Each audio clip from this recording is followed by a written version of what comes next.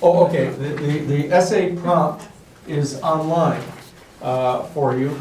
And the bottom line, what I've asked them to do is, you'll see, what I'm suggesting that you do is, since we've spent these couple of weeks reviewing the lone gunman theory, as I mentioned it in week one, the full week of October 1st, we discussed the historical background and context of the assassination and the sort of implications over time in history.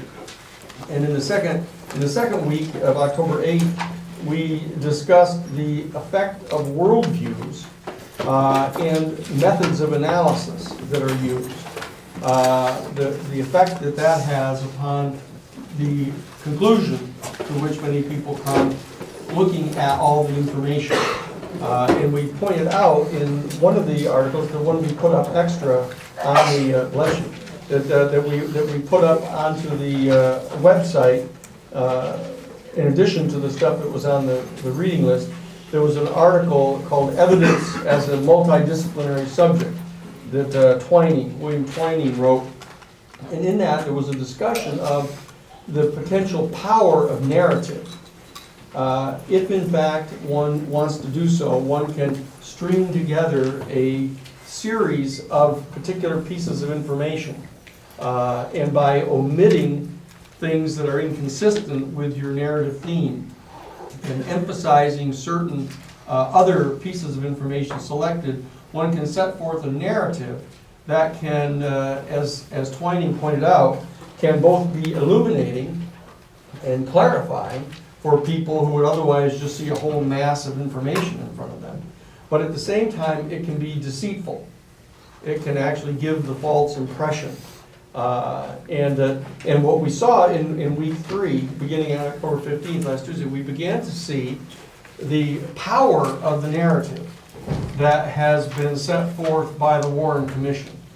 And very much so, following the Dallas Police Department and following the FBI. And we pointed out how it was quite clear that there was a specific intention on the part of each one of those government agencies to set forth a very specific impression that they wanted to convey. It was made explicit by the FBI Director, J. Edgar Hoover, when he assigned the FBI the task of proving that Oswald is the one that did this, and that he did it all by himself with no one else involved. And we saw that carried out additionally when Lyndon Johnson, the newly sworn-in president, appointed the Warren Commission on the 29th of November. He specifically pulled Earl Warren aside and told him that there were certain areas that he didn't want them to go into at all, because implicitly they wanted to have it clear that Oswald had done this and that he did this without any type of foreign involvement. Actually went to the extent of pointing out that there was some evidence that there was an assassination team that had been fielded, he said, by the Kennedy brothers to kill Fidel Castro, and that there might be evidence that Castro had gotten wind of that fact and had retaliated against the president, and pointed out to Chief Justice Warren that if that were to ever come out, the American people would be in an uproar and they would demand that we attack the island of Cuba, and we'd be right back into that horrible situation that we were in back in October of 1962 with the Soviet Union of a potential thermonuclear holocaust. So we see that there was an intentional narrative that was intended by the police in Dallas, by the FBI, and by at least by the president, Lyndon Johnson, when he set up the Warren Commission. And so we were able to see the effect of that narrative. And in fact, we set forth the details in that Skeptic Magazine article I pointed out to you, the one that they gave us the permission to look at. There was an actual setting forth of some 24 specific pieces of fact, as they alleged them to be, that gave rise to this very persuasive narrative. And we reviewed it again at the beginning of this week, laying out some dozen pieces of information, which, taken at their face value, were extraordinarily troublesome to anyone who didn't want to believe the lone gunman theory. Chief among them, I thought, was those 12 pages that Bugliosi has in his book, where he lays out the details about Dr. Gwynn performing the radiation tests on the bullet fragments, pointing out that the two fragments that were found in the front seat of the limousine, Warren Commission Exhibit 567 and 569, that they were large enough for the ballistics experts, the FBI ballistic expert and the special expert, outside expert called in from the Illinois State Department of Criminal Investigation, the head of their forensic lab, both testifying that they had run tests on those fragments and were able to confirm that the bullet, of which those were fragments, had been fired from Oswald's Mannlicher Kakana rifle. And then also were able to run the neutron activation test on the magic bullet, and were able to confirm, or excuse me, were able to do big gram ballistics on the magic bullet and confirm that that bullet was fired by Oswald's rifle. And then, very importantly, they ran the neutron activation tests on the fragments in the front seat and the fragment taken from the brain of the president, and confirmed that they were absolutely identical, thereby tracking the fragments in the brain of the president to the rifle of Oswald. That type of narrative that was set forth by the commission on the face of it was quite convincing. And we began on at the end of Tuesday to discuss some of the immediately available information that started to give rise to some question about those purported certain details. And we went through several of those, and we got to the point at the end of Tuesday's discussion that we were having, basically coming to the position of saying, uh-oh, wait a second here. It seems to be true that at least certain specific facts that were asserted by the Warren Commission to have been facts were not, in fact, as ironclad as they were made to appear to be by the Commission. Indeed, it began to appear that some of them were almost certainly not true. And worse than that, it appears that the FBI, the Dallas Police Department, and the Warren Commission all appeared to have been not, in fact, engaged in an honest and objective investigation, attempting to determine what in fact had happened.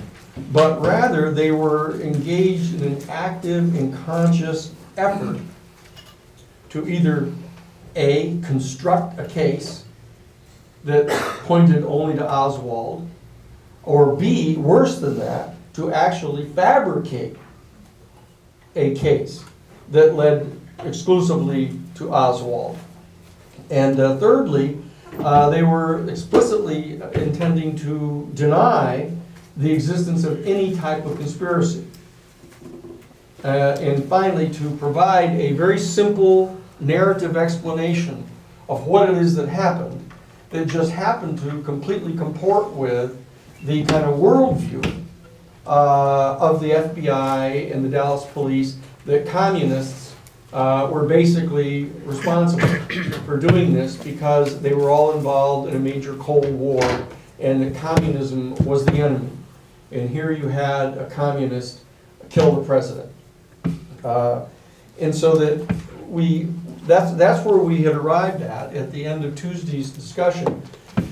What I wanted to do today is I wanted to point out, again, because I want these first couple weeks to have been focused upon this lone gunman theory, because the efficacy of the lone gunman theory is all important to any type of analysis. Because as I pointed out, all of the news media and all of the encyclopedias, all of the history books in classes, and taught in high schools and even in colleges, all maintain that the official government position of the United States government is that Lee Harvey Oswald killed President Kennedy, and he did so acting completely alone.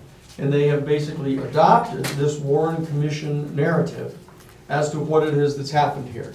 So that if anyone is going to be addressing the issue of the assassination of the president, they're going to have to address this and deal with the fact that some portion of the population is going to insist that there's been an investigation and it found that the president was killed by Oswald acting alone.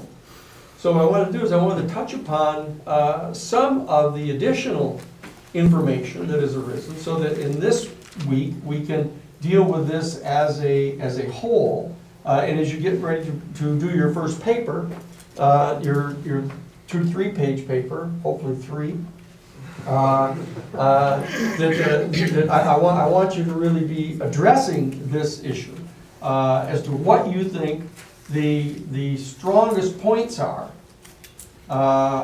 in support of the lone gunman theory, and what you think about any of the questions that have been raised about the certainty of those particular points, and how persuasive you find those questions to be.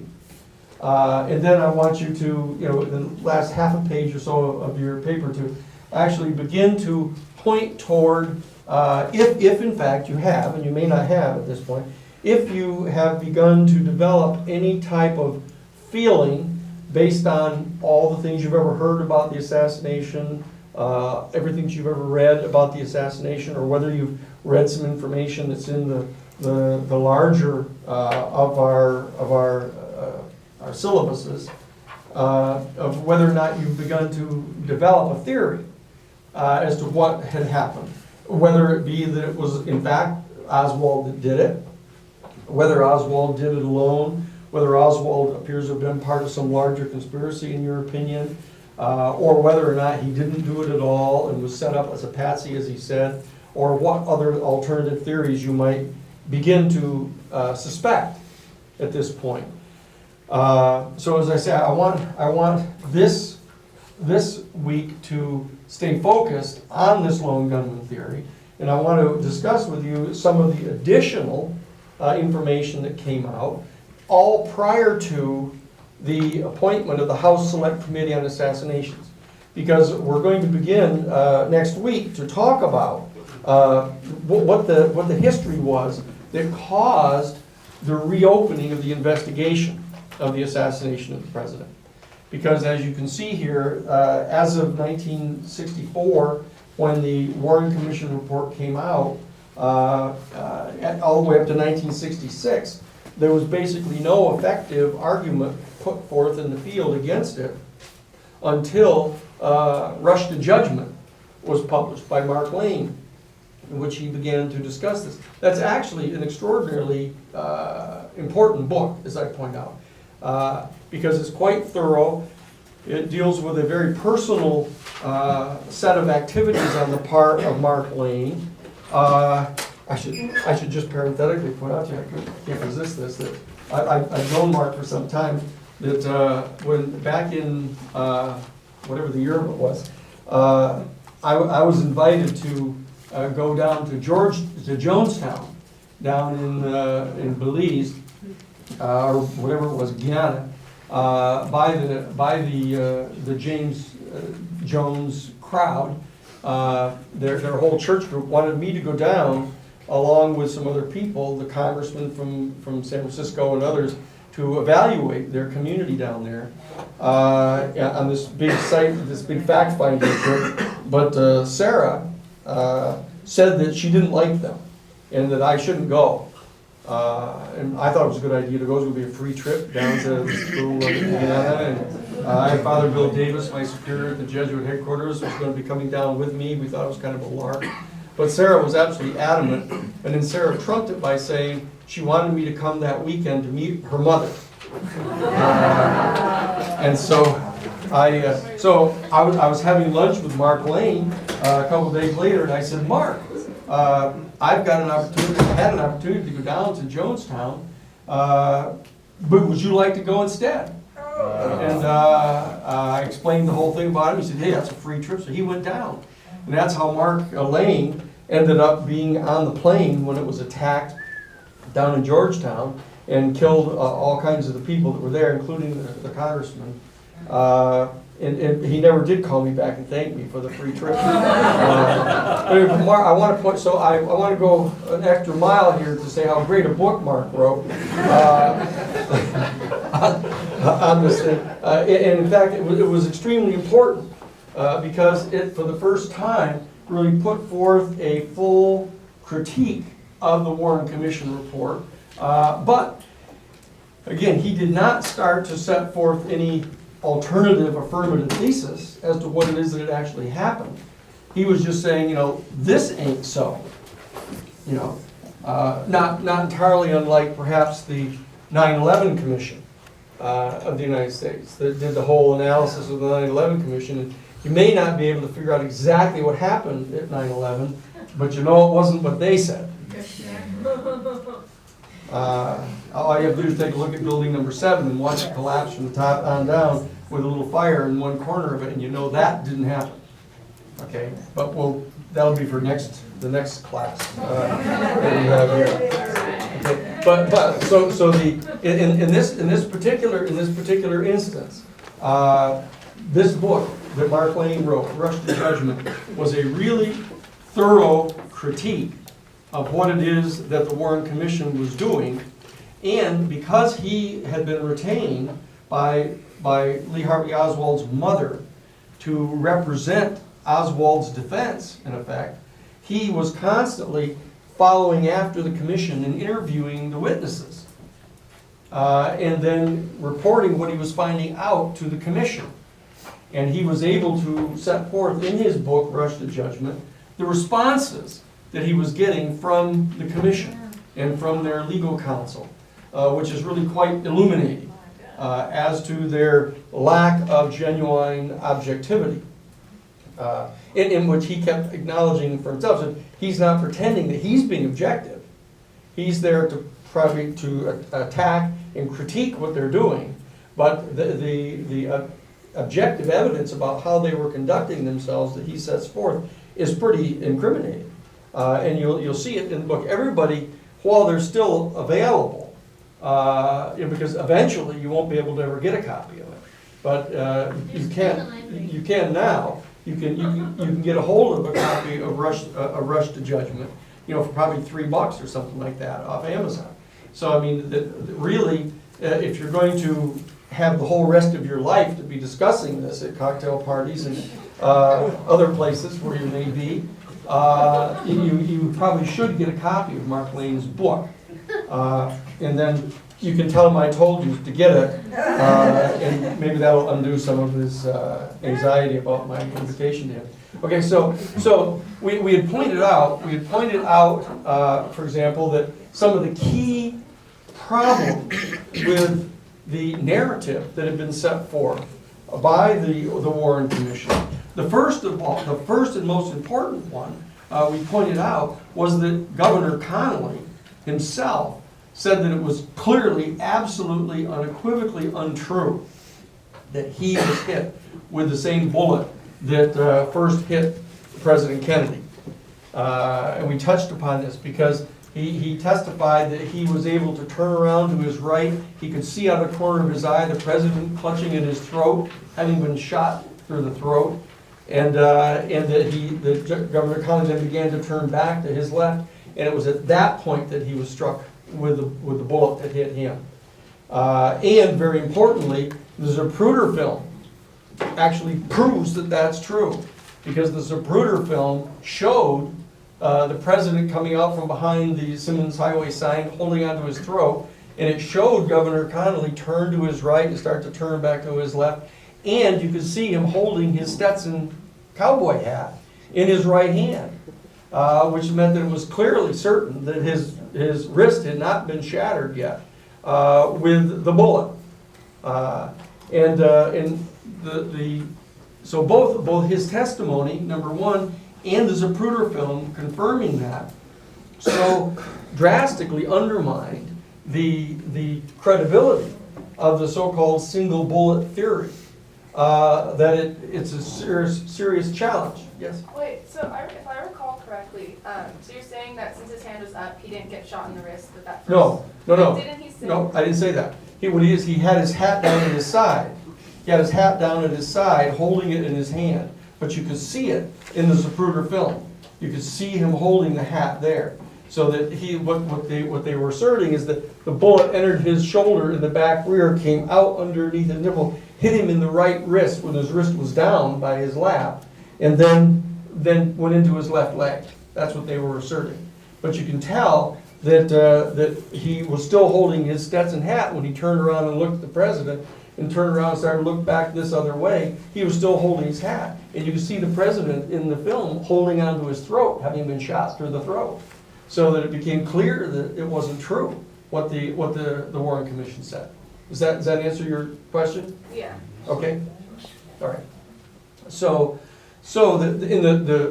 both the emphatic testimony. Oh no, wait, you don't look satisfied. No, I don't want to. I hate repeating it because like I know what you're saying, but what I was confused about was more just, I thought that maybe what you were implying was that he got shot twice, but I remember you saying in his testimony that he said he only got shot once. Yes. Yeah, he got hit once. And it was weird, more than a little weird that it So what went you're through. asserting is that it was just different than the one that he got shot. It's one different than the one that hit okay. the president. And all I'm saying is, I'm just saying that the evidence, his testimony, and the Zapruder film are inconsistent with what it is that the Warren Commission said happened. Yeah, I knew that. I don't know what I was really confused about. That's all right. That's all right.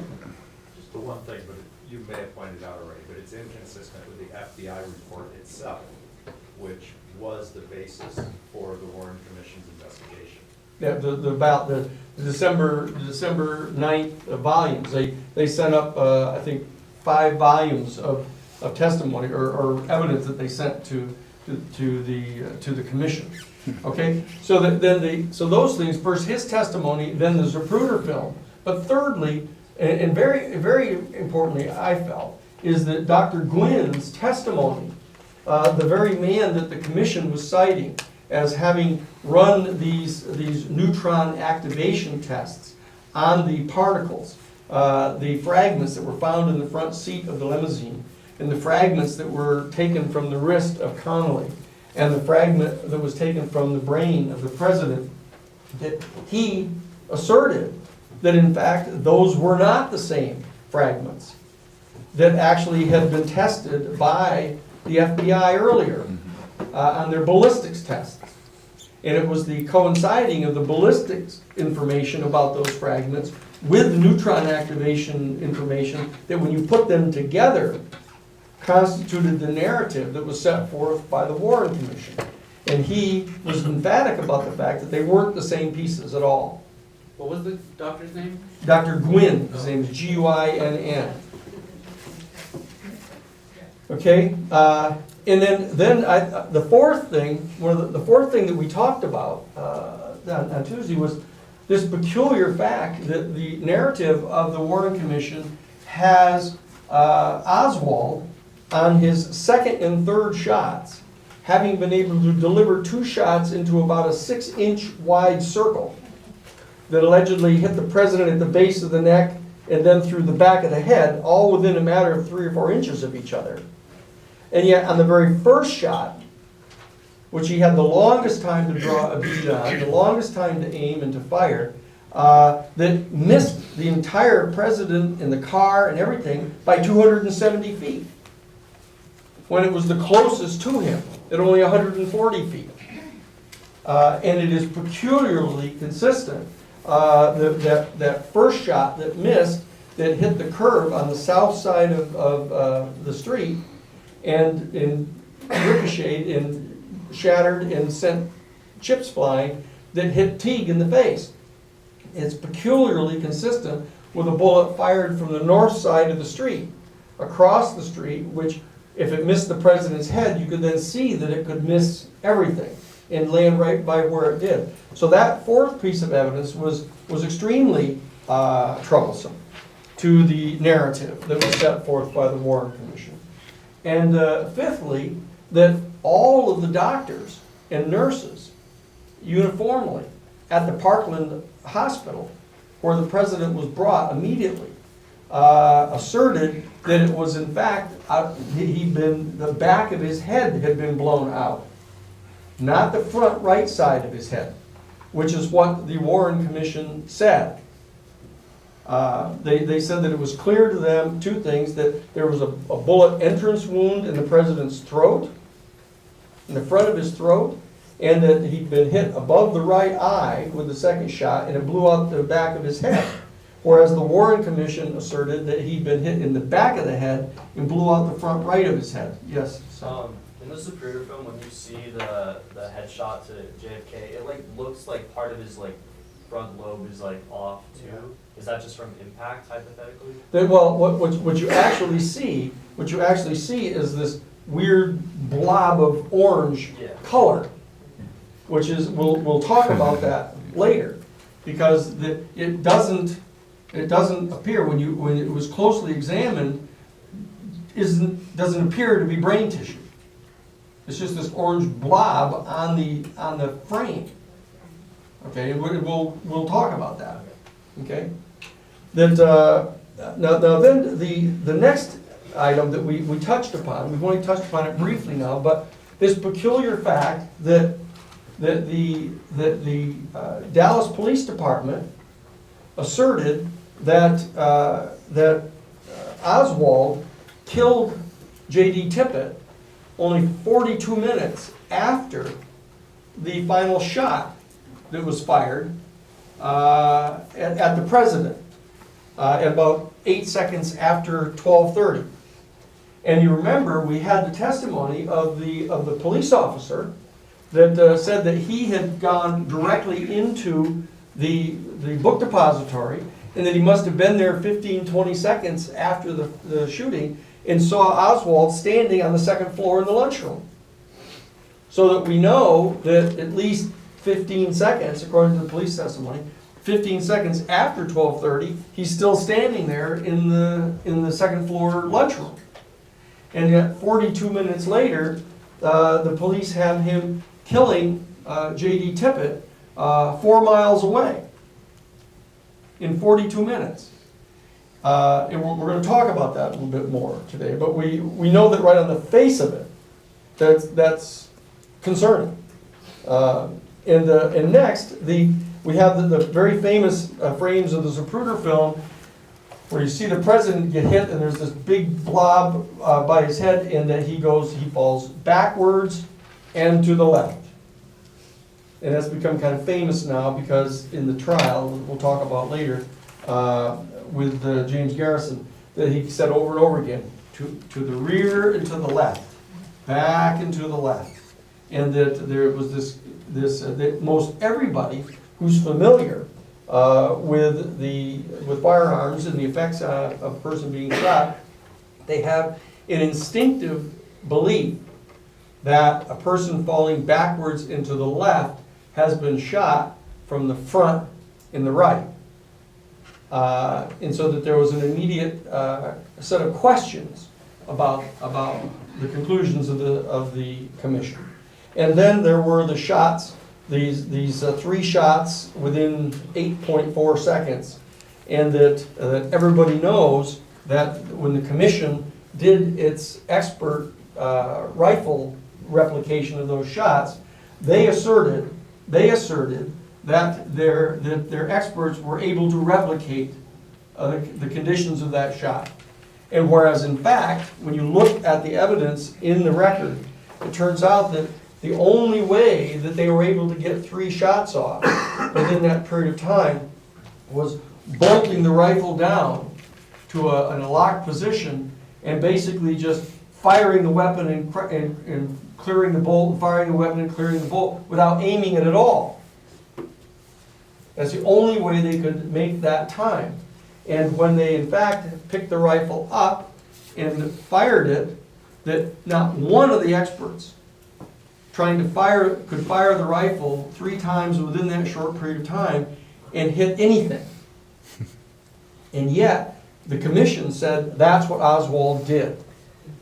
And so that there's again, on the face of it, immediately after the release of the Warren Commission report, there were concerns about that. And so that I wanted to touch upon some additional information that was developed after the release of the Warren Commission report, some of which was talked about by Mark Lane, because it was like a whole year later that the additional information came out. And that was this peculiar thing about the paraffin tests that were run on Oswald. That they put this paraffin cast on the side of his face, which was designed to absorb nitrates that come from gunpowder residue. And there was absolutely no trace of any gunpowder residue. And they then said, but there was in fact gunpowder residue on his right hand. Well, the interesting thing is they left out that all it was nitrates, and it was on both his right hand and his left hand. And in fact, it turns out that they had been replacing some of the floorboards up on the 6th floor of the book depository, and he, among others, had been working at that, laying down the pine wood boards, and that, in fact, it was shown that if paraffin tests had been performed on a dozen of the different workers at the book depository, they all would have come up with nitrate on both hands. And yet they didn't do that. The commission didn't do that. So that the next thing that is extremely interesting is this interesting testimony on the part of the Warren Commission that in fact they had somehow mysteriously found a palm print of Oswald on the rifle barrel and on the box next to the window. And the chief forensic fingerprint expert from the FBI, Sebastian Francis Latona, who graduated from Columbia Law School, had a major degree, a master's degree in law, had master's degrees in forensic science, that this fellow performed the tests on the rifle on the 23rd of November, and has testified there was absolutely no ability to take any prints off the rifle or the barrel. Yes? Can you repeat that name? Yeah, it's Sebastian Francis Latona, Latona. And he asserted that there were some tiny vestiges of what appeared to possibly be prints, but it was impossible to take any of them off in there. And it turns out that later that there's a Dallas police officer by the name of J.C. Day, who has a high school degree, no degrees in scientific training. He went and took a short course at the academy in fingerprinting, and he asserted that he was able to find a palm print on the barrel of the rifle and fingerprints on the trigger housing. This is a week later? No, actually it's more interesting than that. He said it was before the FBI agent did the tests on the rifle. Oh. And he said he said he did it right there at the site. What was his name? His name was J.C. Day. He said that he had taken the fingerprints off the palm print and fingerprints off the weapon, the palm print under the barrel, and the fingerprint off the trigger housing. And yet, Sebastian Latona asserted under oath that in fact there was no evidence of any kind of there having been any fingerprint tests run on that rifle when he examined it the next day. There was no powder on it, there were no remnants of any evidence whatsoever that any fingerprint or palm print test had been run on that rifle, and that he would have been able to tell that. And in light of that, when the Warren Commission went back to ask J.C. Day of the police department to sign a sworn statement about his having taken those prints, he refused to sign it. And refused to be put under oath and refused to be interviewed any farther. Okay, and now there's a few other peculiar things that happened. The attempt on the part of the Warren Commission to reconstruct the activities of Oswald right after the shooting, from that time that he was identified as standing in the second floor lunchroom by the police officer that saw him there, and I gave you the name of that police officer yesterday. Pardon? Marion Baker? Yeah, that's the guy. That's very good. Good old Marion. They started to reassemble his activities from that point on, and at virtually every point where they asserted that they were in possession of definitive information as to what he had done, it turns out when you actually examine that, it doesn't hold up. That, for example, they stated that he got on a bus a short distance from the book depository, and that he rode on the bus for only 2 blocks and then got off the bus. And the bus driver, his testimony is what they base that on. It's a Cecil J. McWatters, M-C-W-A-T-T-E-R-S. Cecil J. McWatters was brought in because he said that he had seen a person get on his bus shortly after the assassination and had gotten off the bus just within a couple blocks. And he remembers the person because when someone on the bus stated out loud that the president had been shot, this person smiled at him. And so the police brought him in and showed him photographs of Oswald and other people. They showed him a several picture photo lineup, and he was completely unable to identify Oswald. And so what they did is, after showing him the photographs of Oswald and saying, when he said, do you recognize any of the people there? He said, no. And they said, how about the number 2 picture here? Do you recognize him as the man that was on the bus? He looked at it and he said, no, he didn't recognize him at all. And so they then brought him to a lineup where Oswald was there with a few other people and asked him if there was anybody he recognized in the lineup. And that's when he picked out Oswald. Okay?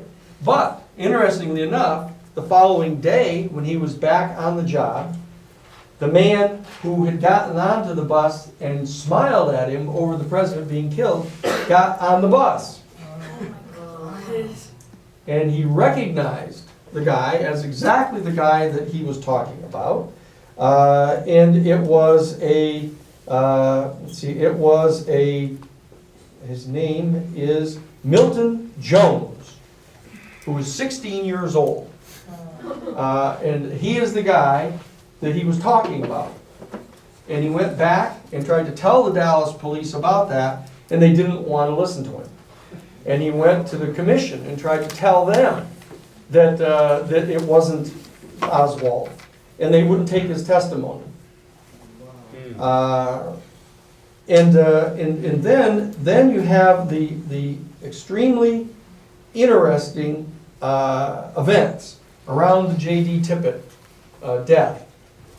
And remember, it's been set forth, the commission actually said in their official report that Tippit had been killed at 1:15.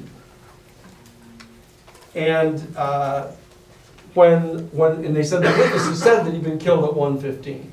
The fact is, when you go back in and look at the information, it turns out that the reason that they set that time for it is that is the point in time at which the telephone, the radio report was called in from Tippett's squad car, from one of the witnesses who figured out how to make the radio work and called in the fact that the police officer had been killed. But the fact is that that very person, in his testimony, says that it was several minutes before he made that call. Because he was there was a guy in the taxi cab that saw this thing happen. And then there was another guy, an Hispanic guy, who saw the thing happen. And they both stayed hidden down in their car after the shooting took place. They were waiting for the person to leave. And so the shooter left, and the fellow who made the call said that it was several minutes later that he actually went and made the call because they couldn't figure out how to make the police radio work.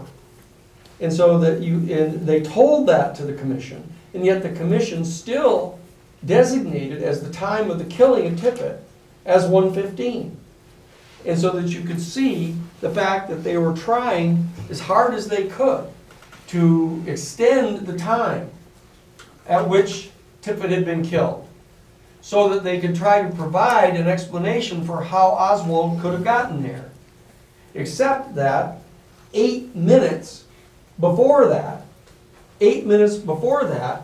there's sworn testimony from Mrs. Roberts, who is the landlady at his apartment where he was, that she saw him at actually 1:06. She was sure of it because she looked at the clock, and at 1:06 she saw Oswald after he left the house, went out and was waiting for the bus. And he was waiting for the bus that went north on his street. And it turns out the site where Tippett was killed was a mile away the other side, and it was south of there. But just 8 minutes before the time of death, he is standing at the bus station, the bus stop, waiting to go on a bus in the other direction. That was the last that she saw him. And she said that he was wearing a dark colored jacket. And the report that went out from some mysterious place of the person that they were looking for said that he was wearing a white jacket. That the suspect, who was reported by the eyewitnesses at the scene, said that the gunman was wearing a white lightweight jacket. And as it turns out, that the only witness at the scene of the Tippett shooting, even though there were 12 witnesses at the scene, there's only one witness that testified that it was Oswald. And it turns out to be a woman by the name of Helen Louise Markham. And Helen Louise Markham stated that she was sure that she had seen the gunman coming into the intersection from the west, from the east, walking westward into the intersection. And that Oswald at 1:06 was on the extreme western side of where this event took place, a mile away. So that in addition to him having gotten there within 8 minutes, he would have had to, according to her testimony, get all the way there to the intersection, for some reason have gone all the way on the other side of the road and be coming back into the intersection from the opposite direction. Moreover, as it turns out, there is a tape recording of her giving an account of the person who she said she saw shoot Tippett as a short man who was rather on the heavy side and had long, bushy hair. Okay. And Oswald was 5'8" and rather slim, weighed 165 pounds. and was wearing a dark colored jacket. And the testimony was that there was a person in a white jacket, rather short, heavy set, with long bushy hair. And when she gave her statement to the commission, saying that it was Oswald,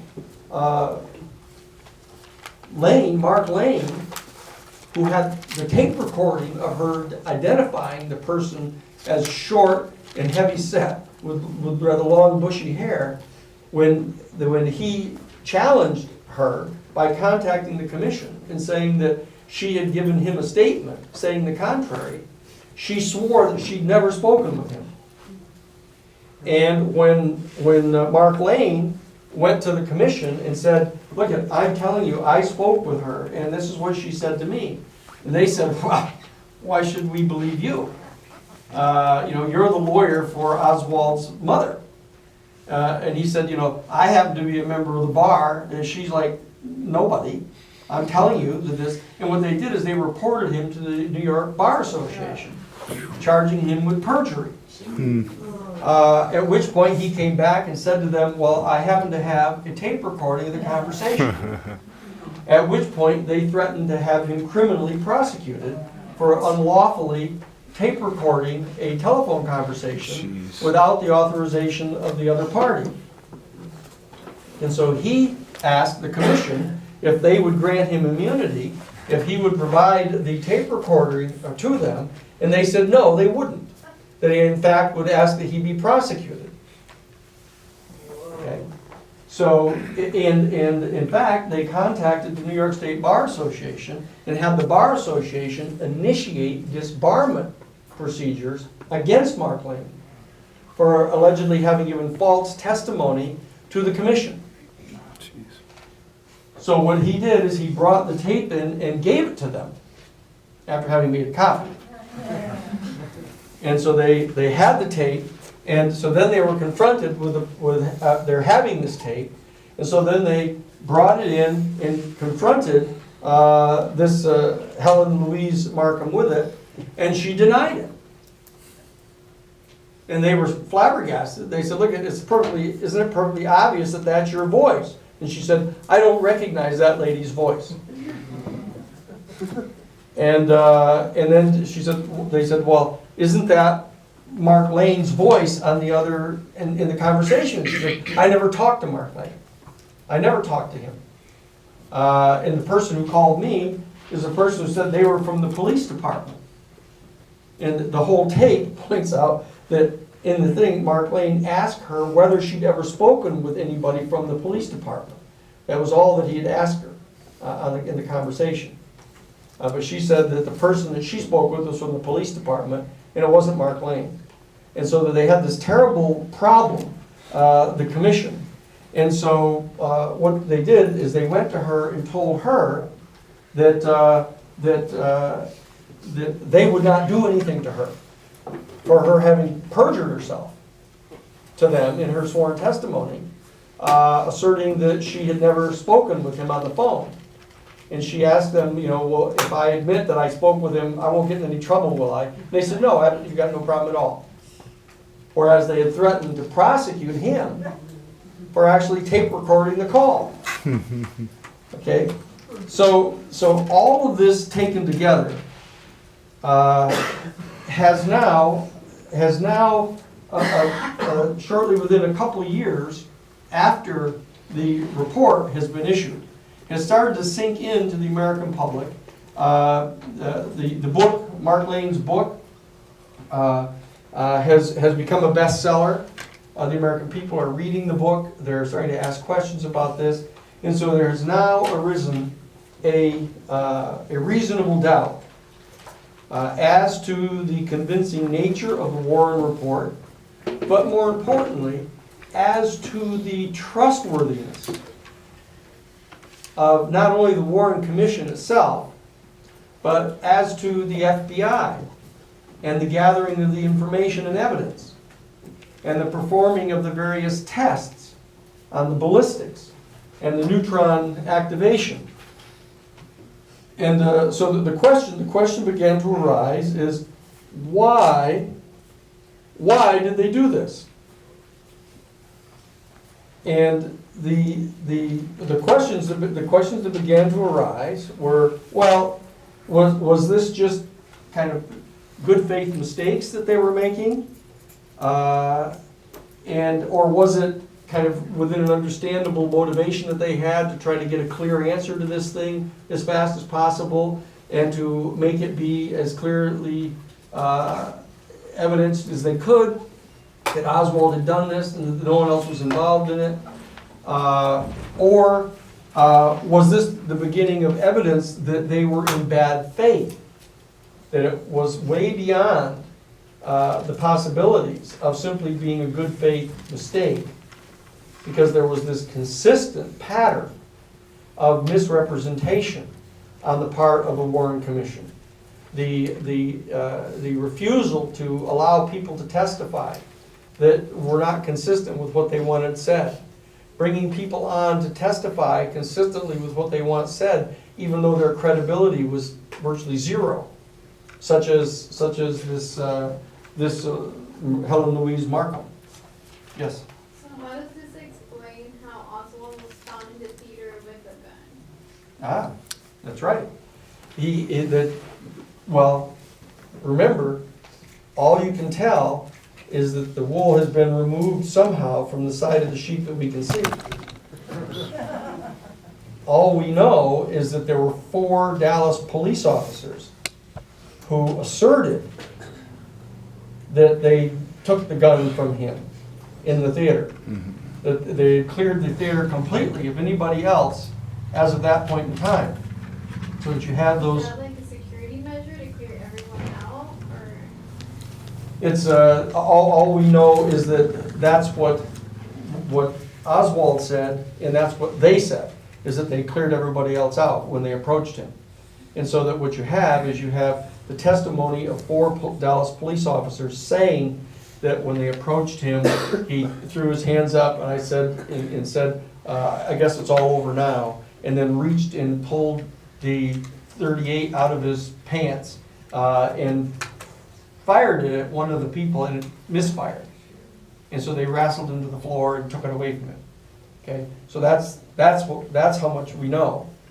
Yes. You answered my question. Okay. So I think this has been asked before, but so there was no testimonies from the people that were in the theater? The Oswald has never denied that he was in the theater, and that basically all the other people have been cleared out. That they did interview the manager of the theater, who is the one who pointed out to the police where he was seated, because the other witness who allegedly reported it to the manager of the theater, who saw Oswald allegedly skulking around trying to hide from the police cruisers going around, that said that that's where the guy was sitting. Okay, so that's what we know. Did Oswald deny having 38 on him when he was arrested?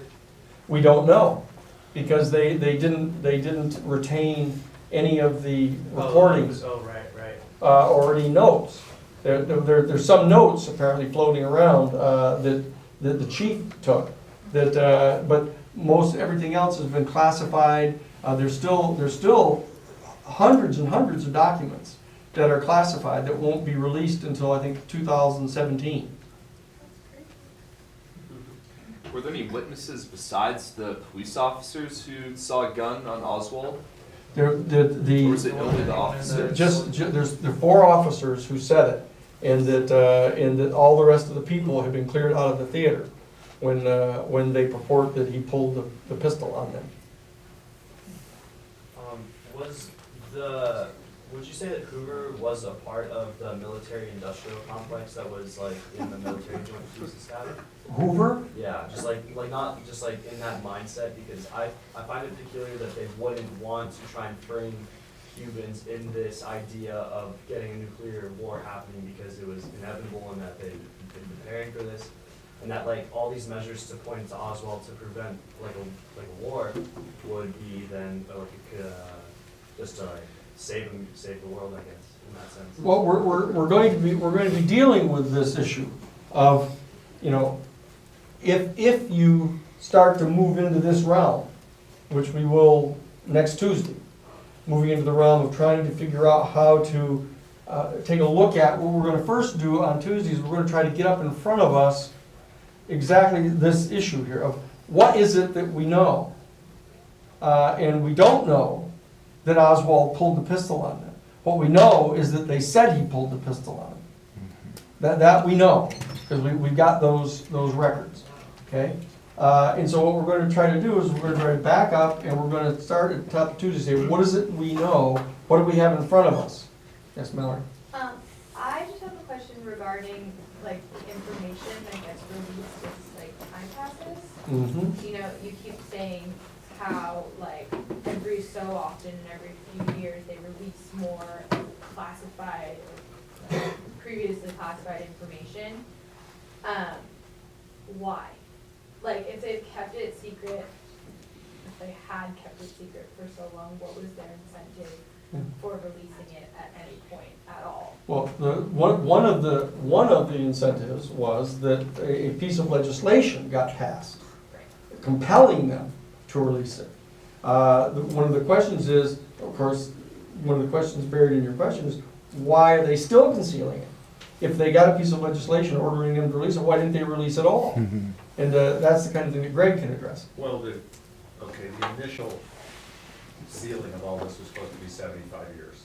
So we weren't gonna see anything out of the archives until 2039, period. And public pressure built up, and particularly a case that Danny was involved in when the Watergate burglary happened, and you were representing James McCord, when it came out that one of the Watergate burglars, Bernard Barker, well, three of them, but I'm saying one of them in particular, had a check in his pocket that was drawn in a bank in Mexico that was connected to the same anti-Castro Cubans and folks that were being paid out of that same account back during the JFK assassination in the Bay of Pigs.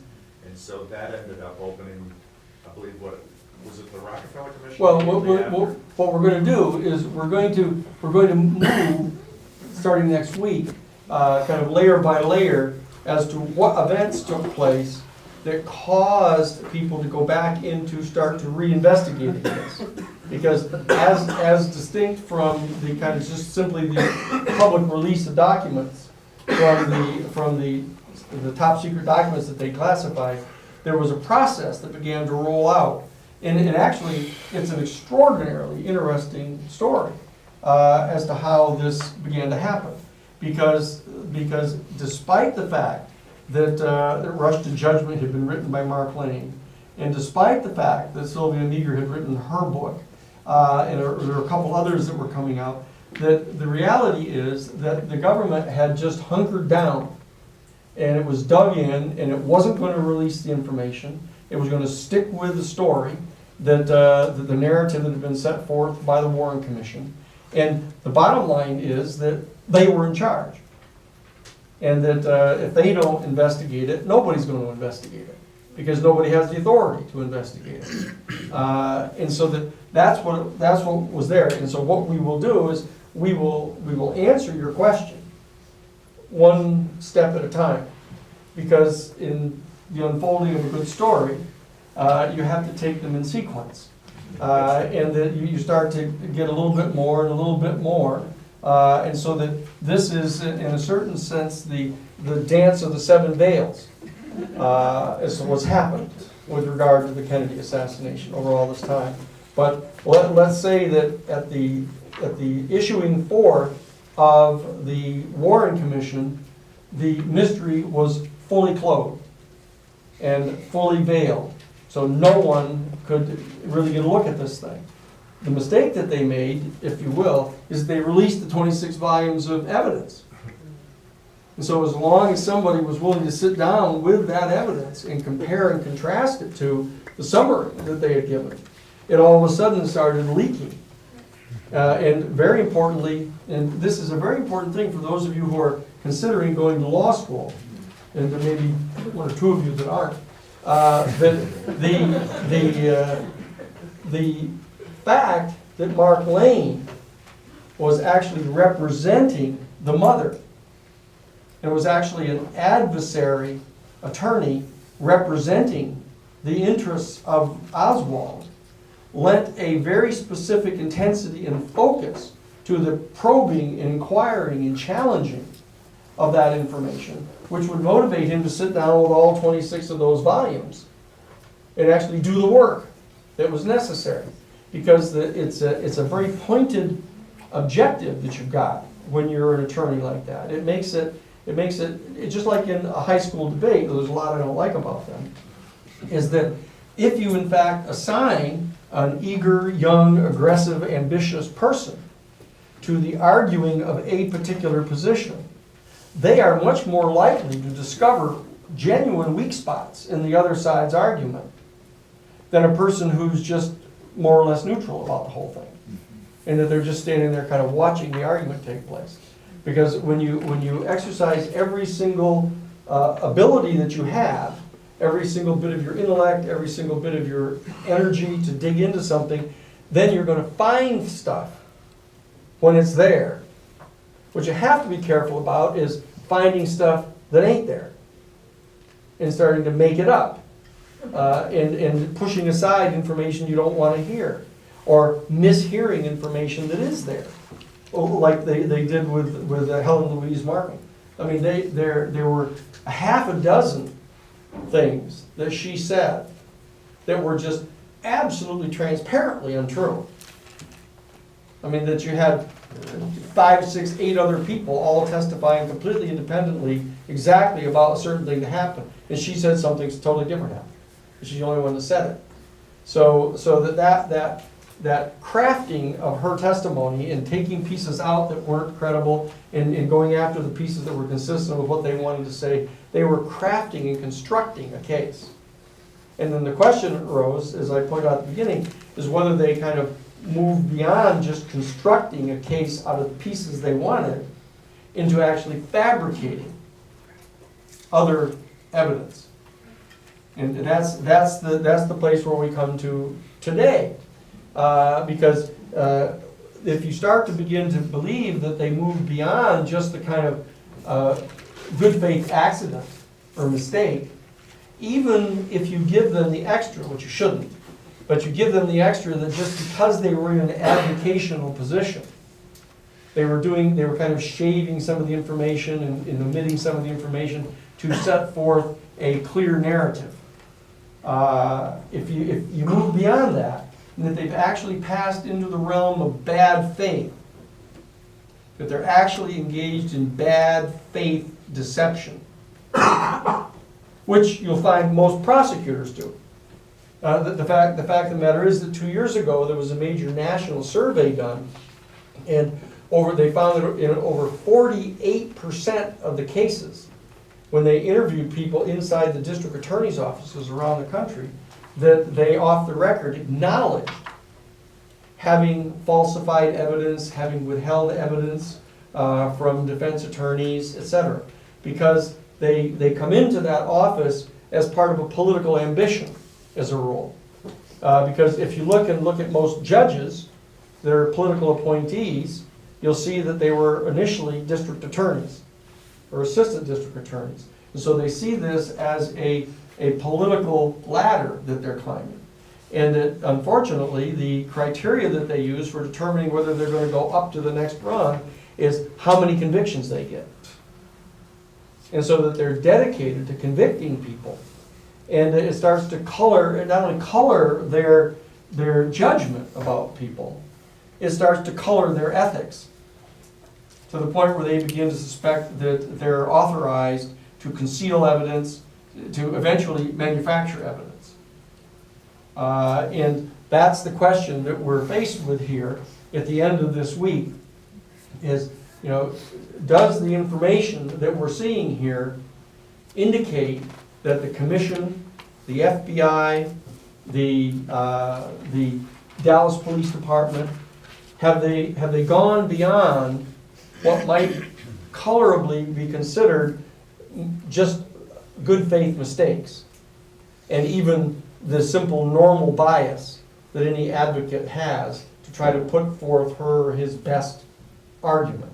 Because if they cross over into the realm of bad faith, then you have to begin to ask the questions of whether or not they're actively covering up something. Now, so all this realm that you now live in here in the 21st century of hearing about cover-up and Watergate and Contragate and this gate and that gate, you live in a realm which is quite different from that which we were in when we were your age. Because as I said, in the first lecture, when we were putting into the historical context, I mean, all of us who were 20 years old or so back then, we had no experience with anyone really fundamentally questioning the legitimacy of the government, the credibility of law enforcement people. That it was before all the police stories and all the many dozen police movies that you've seen of them throwing a drop gun. I mean, we didn't even know what a drop gun was.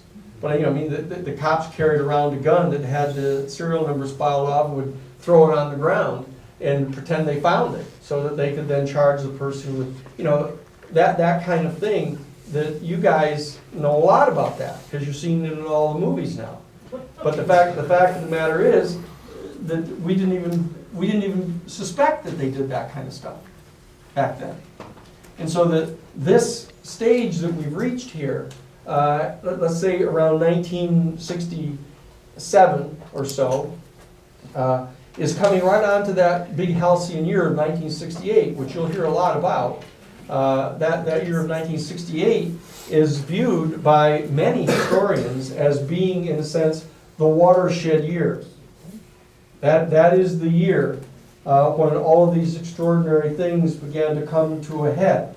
When Martin Luther King, it started in January, when Lyndon Johnson was almost beaten in the Democratic primary in New Hampshire in January. And he withdrew from running for election after he had won.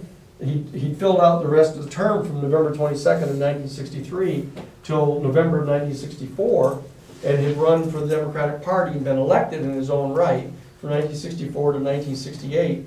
But in January of 1968, having almost lost the first primary in New Hampshire, the Democratic primary, he withdrew.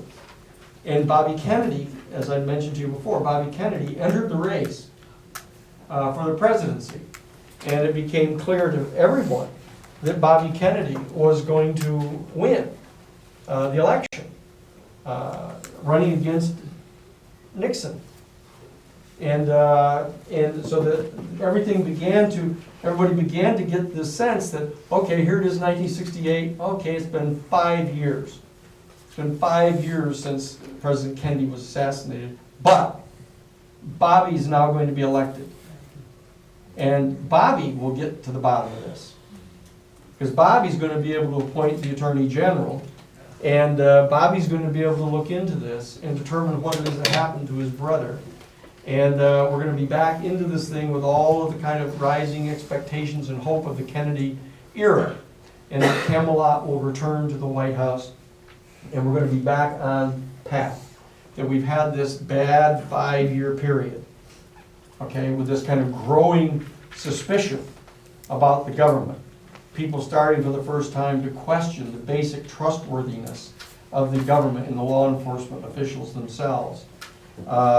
And the question of whether or not this bad faith on the part of the government, which the people have now begun to suspect not only pervaded the Warren Commission investigation and the FBI investigation and the Dallas police investigation, but we began to suspect that it had now infected the credibility of the government in general because of the war in Vietnam. And that the Lyndon Johnson administration had come in after Kennedy was killed and had generated this rather bizarre story of the Bay of Tonkin, that somehow we had been just innocently on the high seas with our radar picket destroyers, and they had been attacked for no reason at all by North Vietnam. That there was this growing sense of malaise in the country now, that began with the assassination of the president, and had begun to infect the confidence on the part of the American youth, primarily, in the credibility of the government. So that's where we are now at the end of this week's major presentations. Just I'm on a sorry, give me your name again, sir. Rick, Rick, thank you. just on a recent note, as far as that whole timeframe, that 68 election, do you know, do you have any knowledge of the recent tape, White House tape that showed, for Vietnam, that showed, it said that Nixon was undermining the treaty? Do you, as far as had that released to you? That is because in 1968, Richard Nixon actually reached out to the Vietnamese, the North Vietnamese. There was an attempt to have a negotiation with them.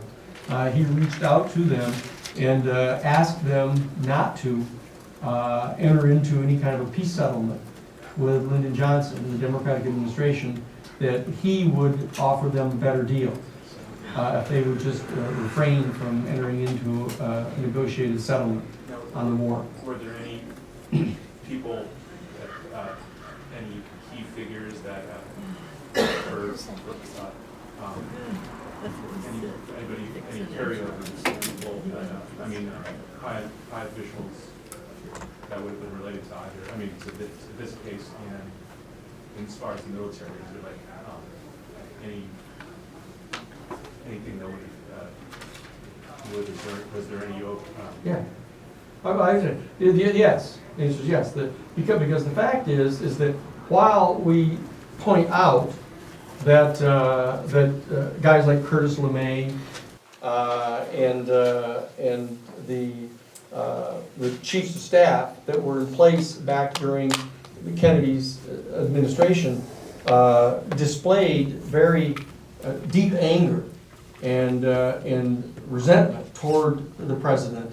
The reality is that this was not just a personal thing. Well, it did in some cases go to being personal. The reality was that there was an institutional vision on the part of the military that an understandable one, because they had been basically trained through all the major academies, to believe that they were at war. That was their job. While they profess that their job is peace, their job is almost war. The use of strength, the preparation to use strength in a massive and convincing way to maintain the peace. And so therefore, they understandably had an adversarial attitude toward the Soviet Union. And it had been built up for a long time. It had been built up, frankly, since 1917, when the Bolshevik Revolution took place in October of 1917 in Russia. That the American ethos had begun to be generated very intensely at that time, that they were enemies of ours, and that they viewed us collectively as an enemy. If I might coin a phrase, that they in fact were opposed to our entire way of life. Very similar to what you hear being asserted now about the so-called terrorists, that they're just threatening our way of life. And so that ethos pervaded the training of the military. There's actually, in fact, in Brothers, in the book, you'll find sets of discussion about the fact that there were actual speeches going on inside the military, where they were assembling the military and delivering kind of right-wing propaganda lectures to them from John Birch Society people and stuff like that. So that this was it's unfortunate because one of the mythos that we believed in at that time when we were your age is that our United States military, unlike other militaries in the world, was not political. They were professional, they were objective, they supported democracy, they were completely supportive of civilian rule over them, that they respected the Congress of the United States, they respected the President of the United States. But what was happening here during the Kennedy administration, there was this kind of boiling up of hostility toward the president and toward his policies, because he, following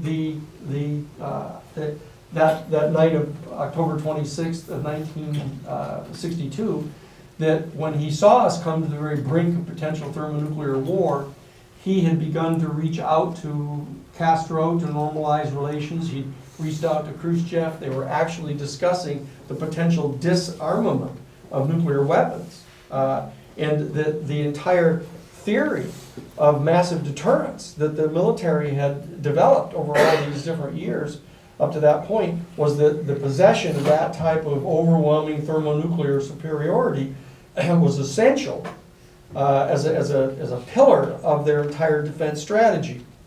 And so that what they saw was the president now moving in a way to undermine that entire military theory. And so that they were hostile to him. So the fact that particular Joint Chiefs, such as Curtis LeMay, or in fact Arleigh Burke of the Navy, and the Army head of Joint Chiefs of Staff were expressed specific hostility toward Kennedy, becomes important for us in our future discussions here. Kennedy also said he didn't like them, right? Well, he had lost confidence in them. And he said they were too old or something, or he made some comment about. He said that he basically didn't trust. Well, he was totally offended at political remarks that they were making. That Curtis LeMay one time in a closed-door discussion with him, with the other Joint Chiefs, actually suggested to him, to the president, that he was going to be in political trouble if he kept doing what he was doing. There's this interesting record where Kennedy turns to me and says, "What'd you say?" Because he said, "You're going to be in trouble." And Kennedy said, "What did you say?" And Kennedy said, "Look, if I'm in trouble, we're all in trouble. We're all in this together." But see, at least LeMay didn't have that same view. That he didn't view us as us. They didn't include Kennedy as part of us. Kennedy had become part of them. And they had this attitude about this entire new generation that was unsupportive of military, and it hadn't gone that far as of that point in '63. It was only going to get more so. But there began to develop in this period between 1963 and the assassination up to 1968, this year that we're going to be talking about a lot. In that 5-year period, there began to be a growing sense on the part of the baby boom generation that there was a fundamental question of the legitimacy of the war.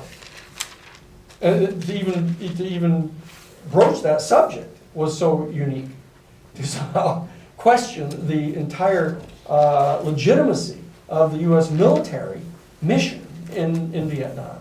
And so that began to occur during this entire period, and a significant part of that questioning had begun with the disassembling of the Warren Commission report over that period of time, in discovering that in fact there was a growing sense that it was more than just a mistake that they made.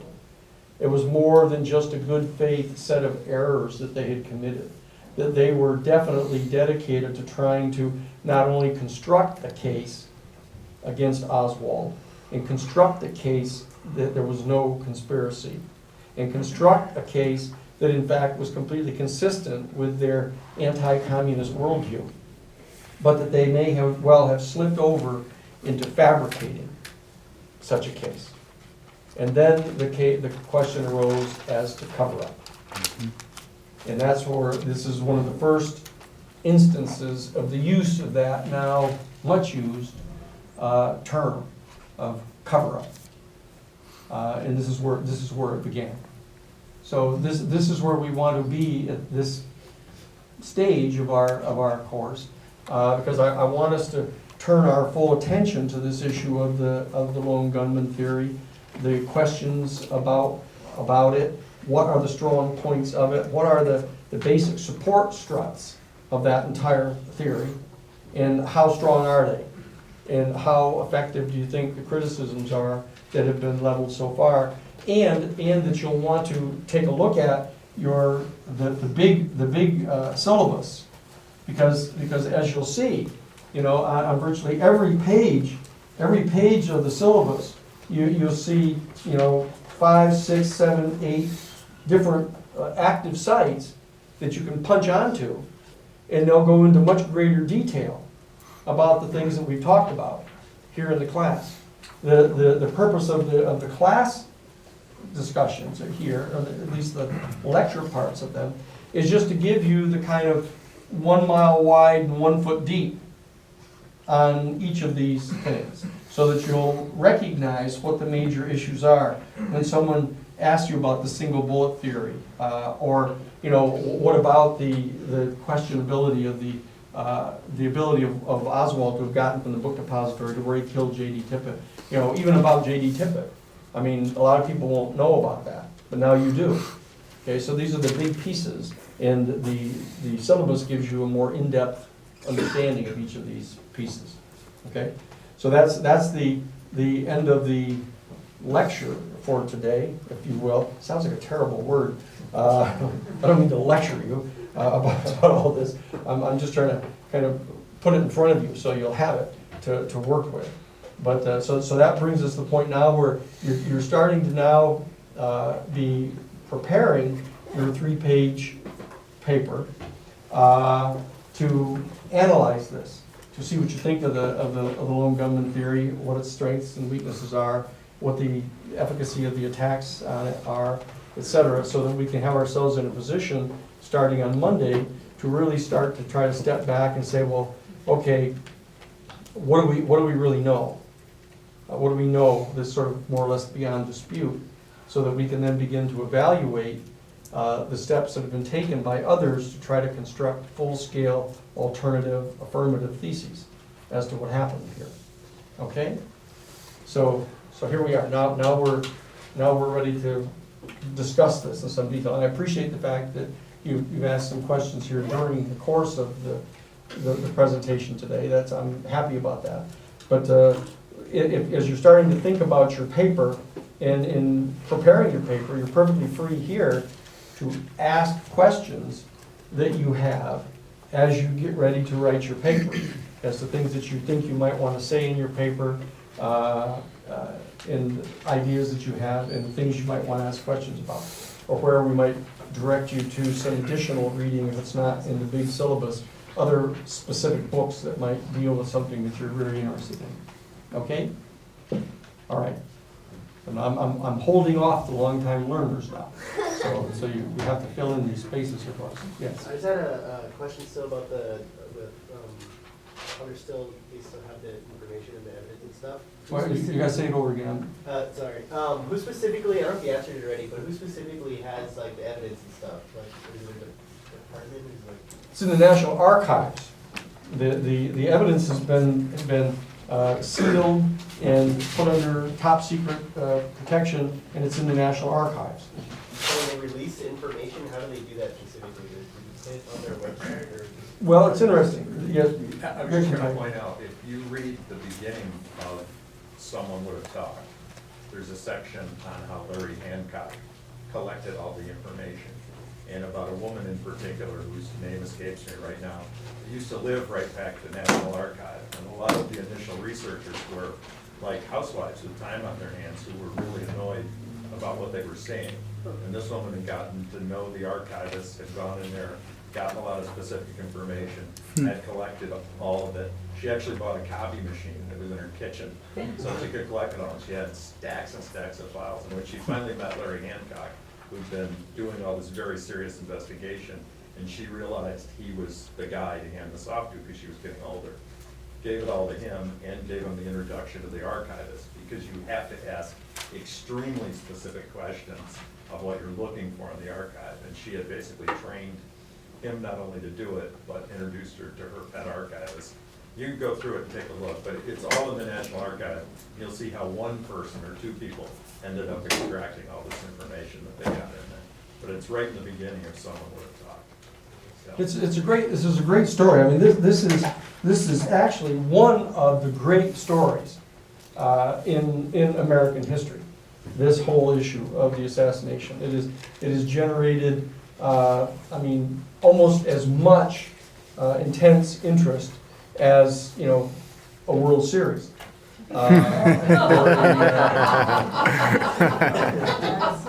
Which is a little rare for anything having any intellectual content at all. I just had 4 bits of color commentary that were based on the stuff we were talking about. So the point of there being nitrates on both of Oswald's hands potentially, that was viewed, and somebody at the time had said it was doubly exculpatory evidence, because what it meant was is he not only didn't clean his hands, but he would have had to have cleaned his hands to clean his face. So the fact that he had all that on his hands meant, how did he clean his face? You know, he had all that on his hands. The other thing was, is the coroner, or one of the doctors in there in the morgue, you can look all this up, had a hell of a time washing the ink off of Oswald's dead hands, because they had come in to take those palm prints after he was dead. So how those palm prints ended up on the gun is questionable. The other thing is Dan Rather, whose whole career was made by the JFK assassination, was a small-time news anchor in Texas at the time. And he was involved that very day in interviewing Zapruder, a number of other people that he got access to rather quickly, and also was involved with taking a look at the first views of the Zapruder film. And the way he described it, his exact phrase was, it looked like Kennedy's head moved forward with considerable violence. So at the time, Dan Rather was on board with the behind the shot, going forward theory. And that became the initial chant of a number of college protesters, because there was no real substantial Vietnam War to protest about after Kennedy was killed. And the initial college protests were about the assassination, not about the Vietnam War. And the protesters would just repeat Dan Rather's phrase over and over again. And there's YouTube videos you can go look at and hear these recordings from '64 when students were out in the streets, not about Vietnam, but about the Kennedy assassination was not being adequately analyzed. And they were just chanting over and over again, forward with considerable violence, forward. Because at the time they were still viewing it as just hideous. No matter where you thought the shots were all coming from, they knew that there was more than one shooter. The other thing is about RFK's assassination, and this is something you can easily look up. Sirhan had an 8-bullet gun, and there were 10 bullets found in various bodies on the walls in that kitchen. So how he managed to get those extra 2 bullets out of an 8-bullet gun is a pretty good trick. You'll notice the impetus toward expansion on the importance of this particular issue. But look, let's so look, you're getting ready to start doing your paper. So let's start having some discussions about what kind of additional information you want to help you on focusing what you want, how you want to do your paper. As I said, if you write more than 3 pages, as long as it's not just kind of prolax, you know, and just, you know, fluff, I'm perfectly happy to read it. So if you get seized with a serious intent to say something more, I'm perfectly happy to read that and evaluate it for you, okay?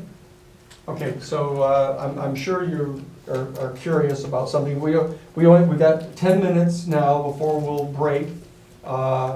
Unless you want to break now and come back 10 minutes early, then we can get started. But I don't want you to be caught flat here, just not having any questions. Yeah, it would make me look bad. Okay? So, yes? So assuming that Oswald didn't do it, I'm just kind of confused on like why they would kill officers. Was it to make the training that Oswald did easier, or? I'll repeat the question. The question is why would they have killed Tippit? You see it starting to sneak into your perceptions here, that there may be some they out there, that they've never offered any. Well, here's the explanation that they offer. What they're saying is that there was a report that went out on the police radio at 12:45. This is now 15 minutes after the assassination, and about 30 minutes or so, well, actually, what, 15 plus 12 is 27 minutes. 27 minutes before Tippit was killed.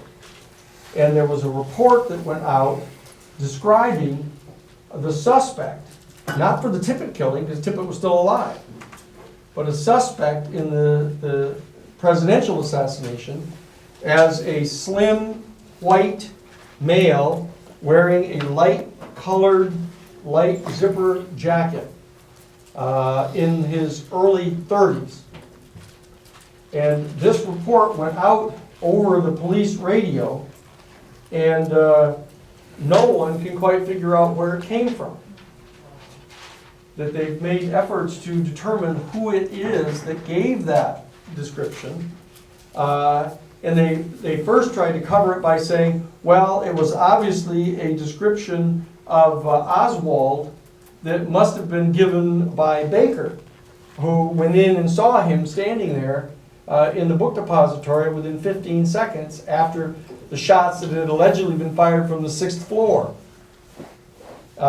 Yet he acknowledges that he didn't describe him to anybody. Because right away, Truly, who was the supervisor of the building, the depository building, came in, and as soon as Baker saw Oswald there, Truly said to him, no, he's okay, he's here, one of our workers. And so they went rushing on upstairs to look for where the gunman might be. And so that there wasn't any occasion for Baker to give a description of him. Yes? So when he was leaving the book place, he was wearing a light jacket. No, Okay, what was he wearing then? Because the landlady said that he was wearing a dark jacket. that's right. Then was he still wearing the dark jacket when he was found in the theater? No, Due to change. no, he wasn't wearing any jacket. Did he have a jacket? That he owned a jacket. He owned a jacket. What they found is they found in the bushes near where Tippit had been killed, they found a light-colored jacket that had been thrown in the bushes. What happened to his dark jacket? Where on the jacket? Why did they That's- throw the jacket? That's the right question. That's the right question. So what you have is Mrs. Roberts saying that she saw him leave his apartment wearing a dark jacket. Yes, right. Okay, and waiting at the bus station to catch the bus going north. So we know that. So again, the reason right there, the reason that I raised the issue of the Oliver Wendell Holmes observation at the beginning of our discussions about, no, dear, all that we can tell is that somehow the wool has been removed from the side of the sheep that we can see. You know, because what lawyers figure out how to do after a while is to take one little baby step at a time into the facts. Because if you jump ahead and make assumptions, such as the fact that it's been clearly established that he jumped up and said this, as distinct from saying that there's just 4 officers who said he said that, you know, then you've made a mistake that's sort of irretrievable, and it becomes invisible to you in the whole rest of your analysis. So that what we all we know is that Mrs. Roberts testified that she saw him wearing a dark jacket. And those to whose advantage it is, who say, look, there was a description of a person in a light jacket, they say, aha, look at Mrs. Roberts said it was a dark jacket, so that couldn't have been him. Wait a second, Mallory, I gotta get Wes.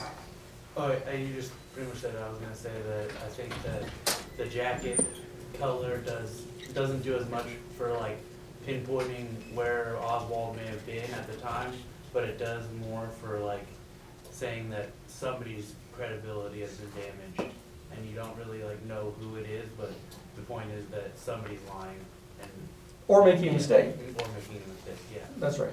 That's right. Mrs. Roberts, that's the landlord. That's the landlady, yeah.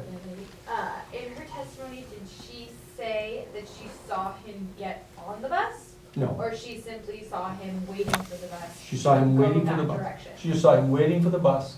She said that he came in, and there's a whole lot of interesting questions about how exactly he got there to the apartment.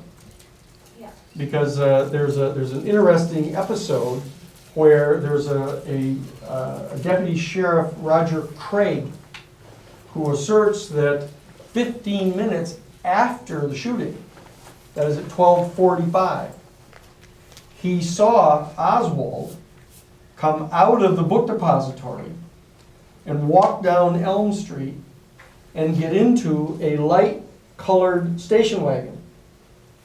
And that there was a dark-complexioned or black man driving the station wagon, and Oswald got in the station wagon and drove away.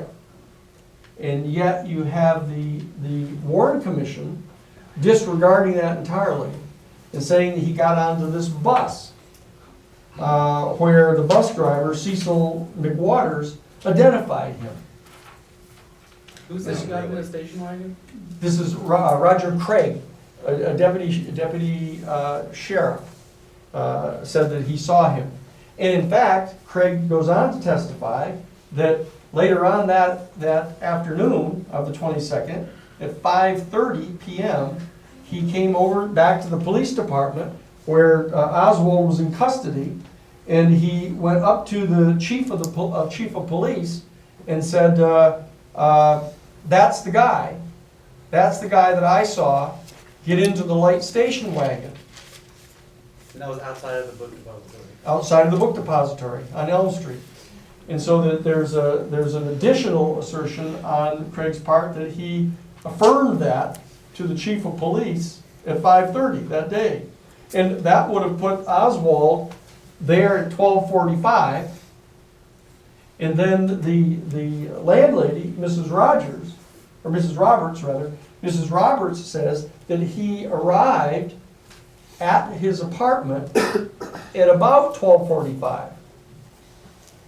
And that he was there for 2 or 3 minutes, and that she then saw it when he arrived. He didn't have any jacket on, and when she next looked, she saw him out standing on the curb, waiting for the bus At 106, right? at 106. So he's supposed to be at his house for like 20 minutes then? Well, That would have been right. this is the problem with the time frame. Well, there's a lot of time. There's a lot of problems with time frame. This time frame thing has become a cottage industry unto itself. You know, of people trying to reconstruct how fast he had to walk. You know, there's all kinds of these videos of people walking like this, trying to see how fast they could walk to get from one place to another to fit one or another theory of this thing. Well, Yeah. Yes. Well, the thing is she also said, this is Erling Roberts, Yes. essentially, that while he was in his room, a police car stopped at the Oh, front of yes. the house and beeped the horn Twice. And Oh, then yeah. just That's a very which is famous. A weird thing. Actually, This was at car 209. 1 p.m. Yeah. This happened. He left 3 or 4 minutes later, and then all she saw when she went out the window was him standing by the bus stop. That was the end of her thing. That's right. And the actual affidavit, which I'm looking at from Helen Markham, she basically Oh, said. Markham. This is a weird lady. Well, Oh, excuse me. This she is said Mrs. that Markham. this all happened when she was standing there at 1:06 p.m. At 1:06, this is her signed affidavit. So Oswald, man, he was fucking. That's right. So you see that there's this issue that we're going to have to deal with here, is this issue of where was Oswald? Isn't that a thing? Who's that right? Waldo. That's right. So there's going to be a lot of that. Rob? What was, so Oswald's job at the book depository, was he supposed to be on duty? Why was he leaving his job? Well, the president had been killed. We all left our job. Everybody left their job that day. Especially because he's supposed to have killed him. Why did he leave? Well, that's depending on which one you assume. But they all left. Everybody left. Everyone left. Everybody left. The other weird issue is that Oswald had basically been given and accepted 2 jobs 6 weeks earlier. He accepted the Texas Book Depository job, and he also accepted a, where they put baggage handling for cargo and that sort of stuff out at Love Field itself. And the Love Field job actually paid over $100 more a month, and he took the book depository job, which actually paid less, which is kind of weird. He'd only had that gig for 6 weeks. And for a guy that had been trained in electronics and radar, had security clearances, and learned to speak fluent Russian when he was in the military. You're getting ahead of us. You're getting ahead of ourselves again. We're moving slowly along. Seth. So the 2 alleged paths of Oswald was that he, once leaving the book depository, he found he was in this light station wagon with the driver, and then According to Craig, and then another one is that he just walked out and came home. got on a bus. The Warren Commission scenario is that he walked out of the book depository and got on a bus and went for 2 blocks on the bus, then got out, and then walked 7 blocks back the other way without any explanation as to why he did that. And then turned around and somehow showed up at his apartment. He tried to get a cab too. Does he, After the bus, he did get a cab. he went to get a cab, and there was an older. And he offered the cab to the other lady. who was there, who got there at the same time, and he offered her the cab. That's right. That's right. During his flight from killing the president. Chivalry is not dead. The president is. So after he was home, he then decided to go to the movies?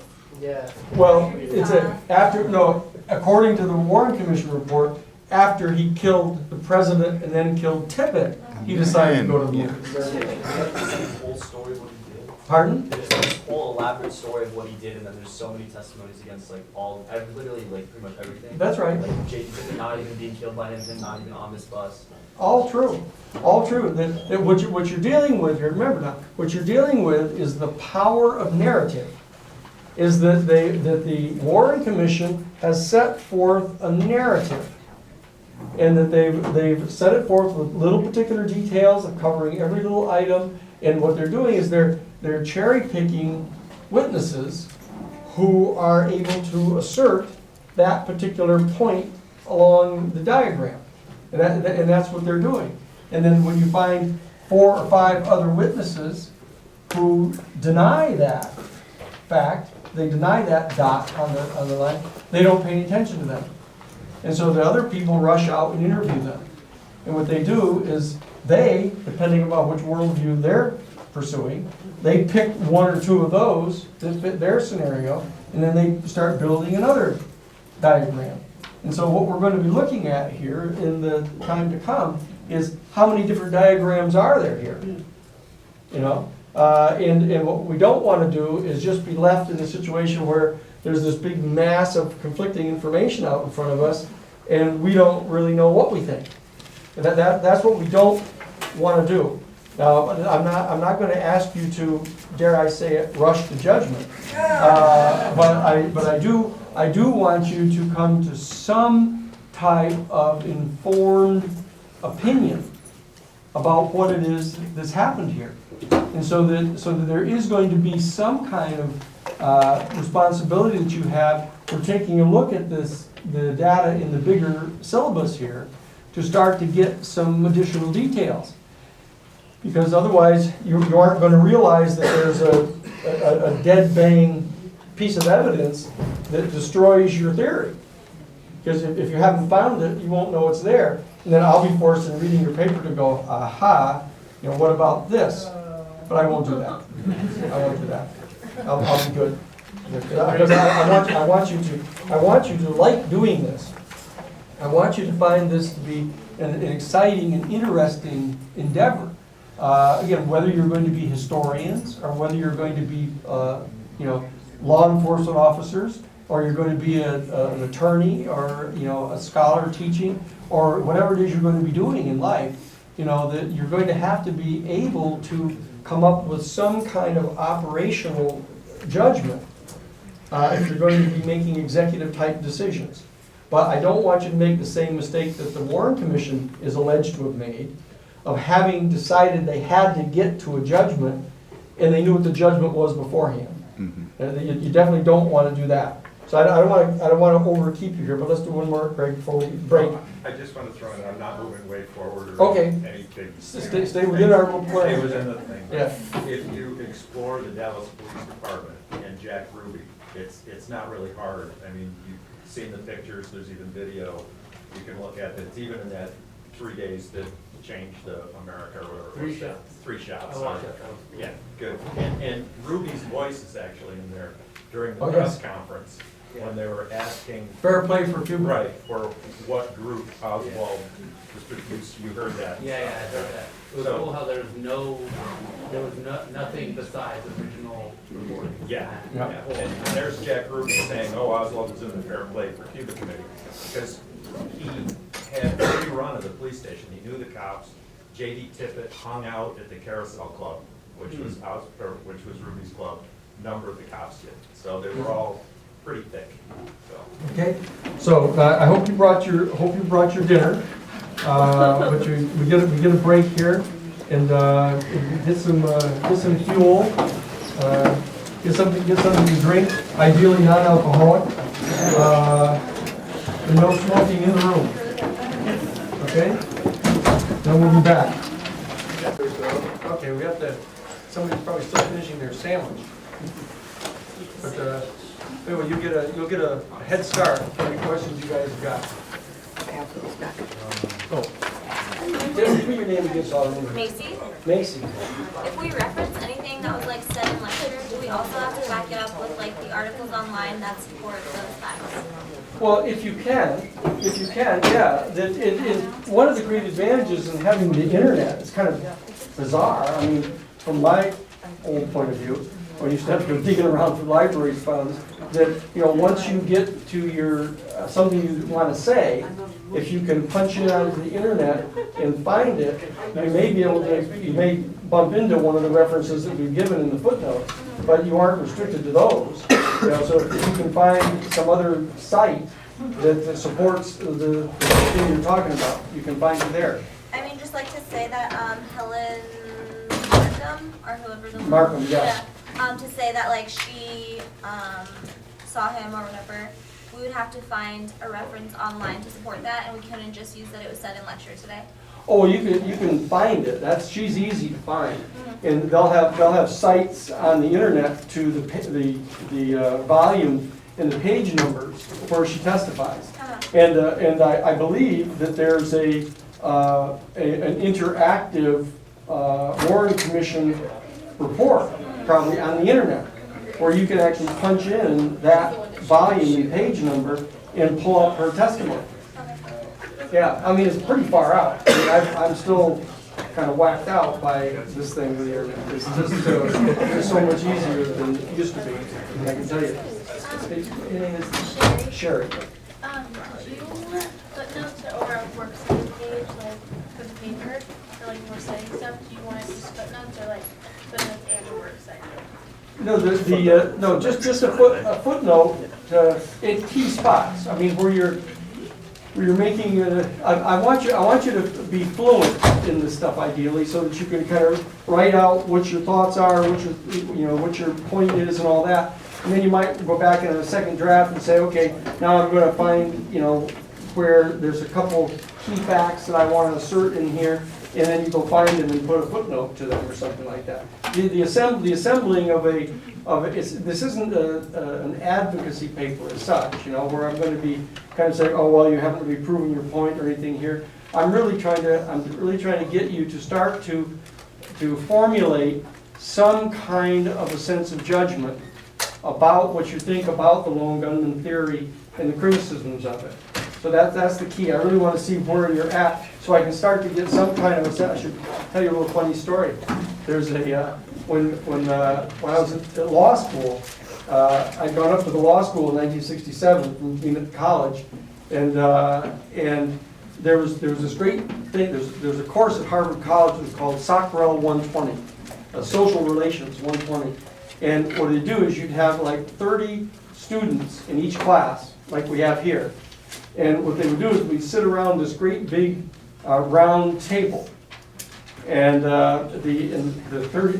we would always, at the beginning of each class, and we had it on Tuesdays and Thursdays, and it was 2 hours long each day.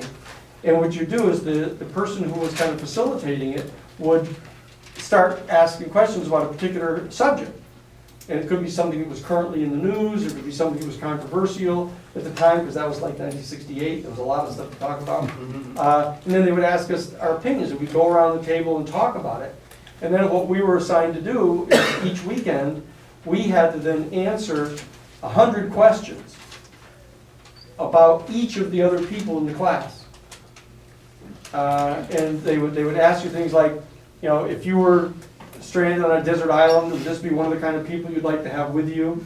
Would you trust this person if they told you such and such? Do you think this person likes children? What kind of a pet do you think this person would have? That was what it was. And so you have to answer 100 of these questions for each of the other 29 people every weekend, right? And we had a text for the course. It was Robert Bales, called Personality Types. And what they were doing is there was a graph. There was a graph that was upward and downward, forward and backward, and negative and positive. And that they would rate the people based on the answers to those questions. And they were constructing a huge mobile with all of these axes, and they would create that about the class. What was the question? How did I get carried away? Do you wanted to work cited or?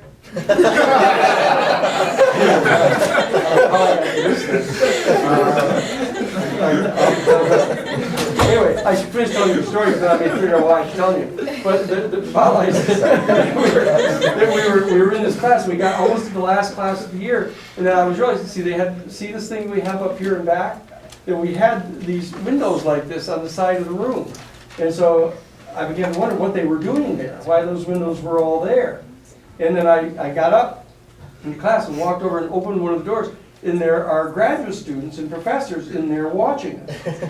And what they were doing is the graduate school people were doing entire theses on each class. It was actually there. And I still haven't figured out why I told you the story. But it was part of that thing with us during that period of time when people began to question, these authority structures of what are they doing. Nobody had ever asked, everybody just thought Soccer 120 was a great course, lots of fun, didn't have to do a lot of reading or heavy work. But it turns out we were all being kind of guinea pigged by the graduate program, and we didn't know it. And I'll figure out someday why I told you that story. Okay. So is the paper intended to be like the first split in our decision tree analysis? Like we have to pick. Well, I would say this, that if in your paper you decide that because you read the entire Bugliosi book and case closed, that you compared them to the criticisms, the kind of limp-wristed criticisms that are being made of them, and you think that these are solid, that you should say so. You said, well, just because the Warren Commission slipped up and may have made some mistakes, it doesn't mean they weren't right. And that I think they were right. And then you become one of the people in the class who may be wanting to defend that position as you go through. And it would be really important. I'm not saying anybody should artificially pretend they believe it if they don't, but it's good to have some people who do. Because then they'll, as I was saying in the class, they'll go after the criticisms, and they'll find something wrong with the criticism that other people might not find wrong with it because they know what's wrong with it.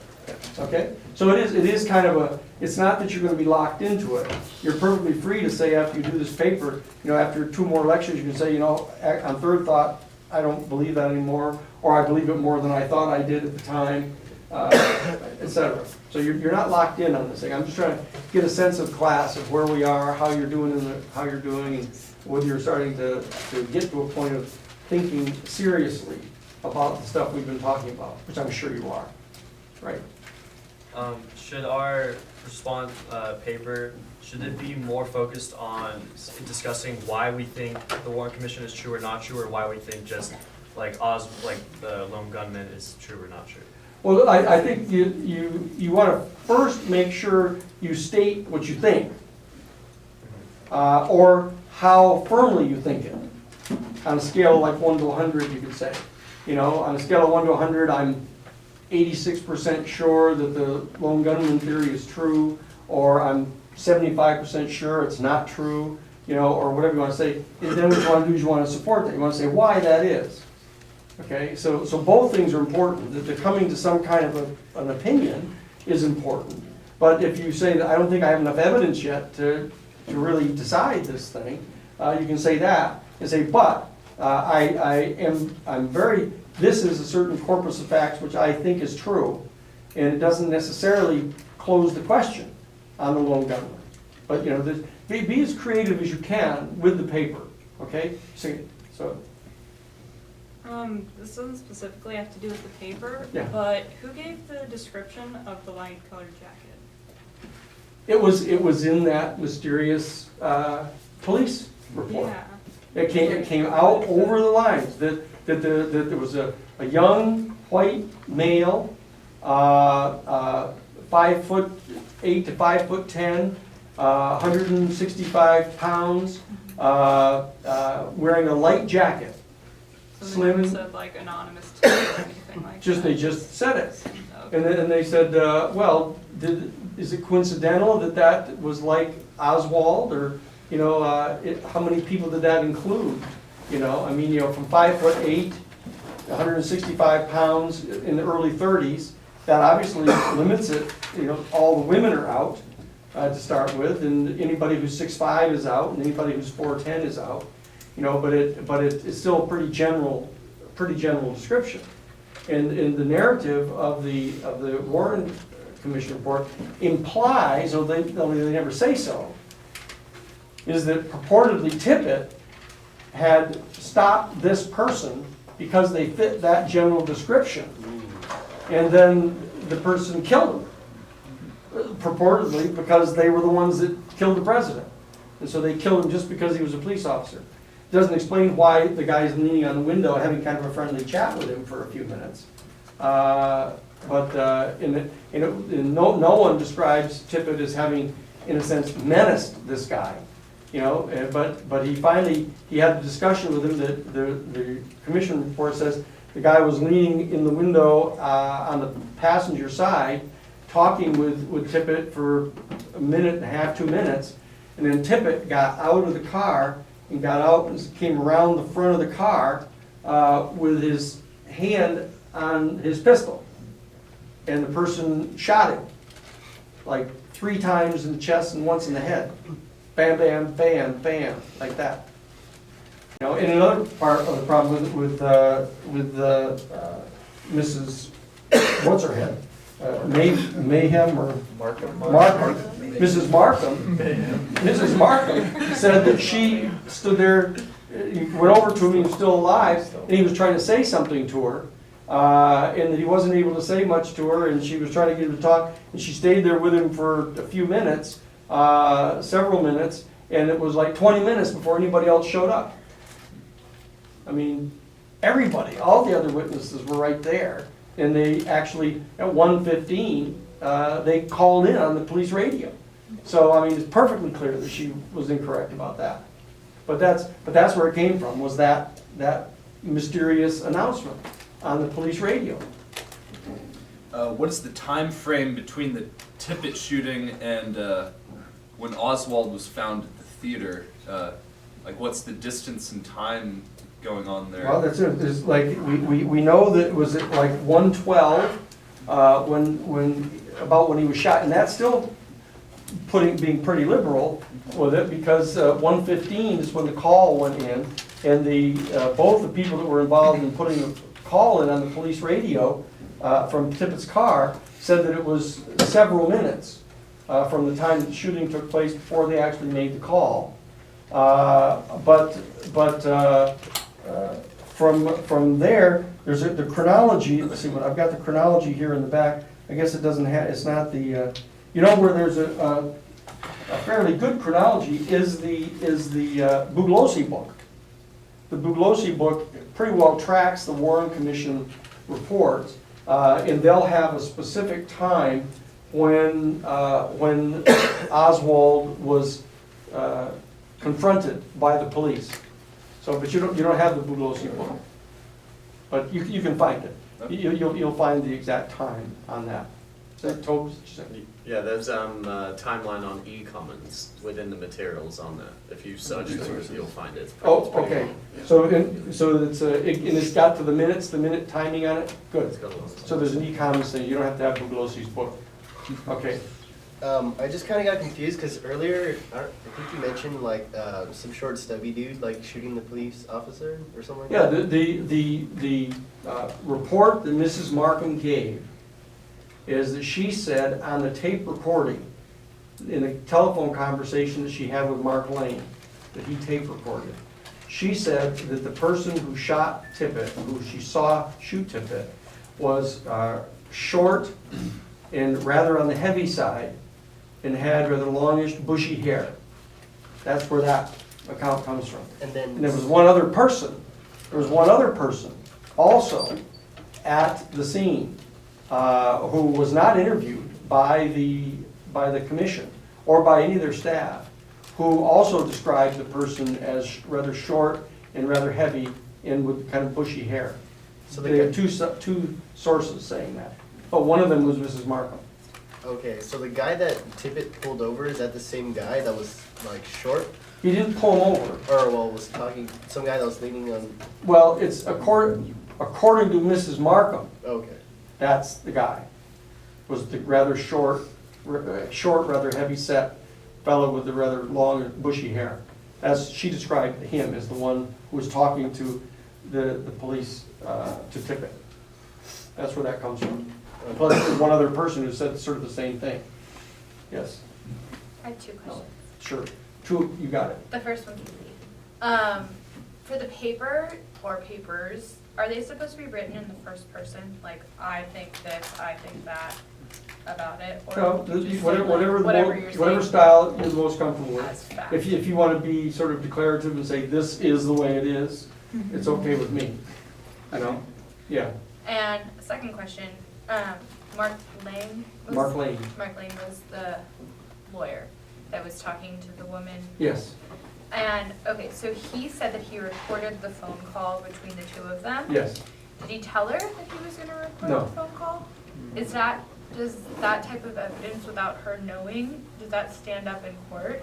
Yes. Yeah, he can still use that Oh, yes. without telling her? I mean, it's against the law, It actually depends. but they on the don't have an exclusionary rule on it unless it's done by the police. Right. Because the exclusionary rule, Fourth Amendment, only applies to the state.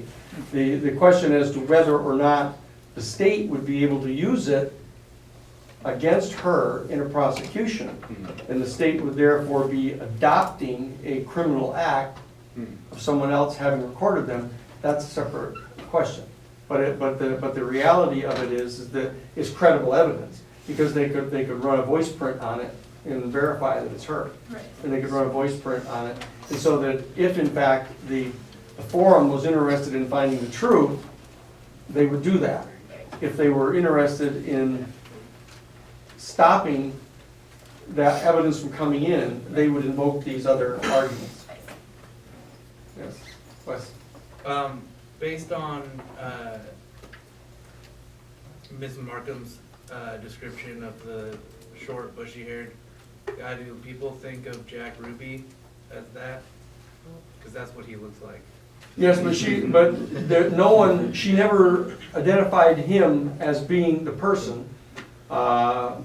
No, but I mean, I'm just asking if, because you haven't told us all the theories that Right. we're gonna hear so far, Right. so. Yeah, no one has asserted that it was Ruby that killed Tippit. Mhm. No one that I've ever seen. No. Which doesn't mean he did or he didn't, but no one ever has. And given all the people that have got all kinds of different interests in Yeah. saying certain things, somebody is likely to have said that, if they believe it. Yeah. What's next? Can we make up a narrative Sure, in terms of being creative? sure you can, but so you were the one that asked about the entertainment question the first time, weren't you, in one of the classes? Is it, can we do it just as, because it's kind of fun or entertaining?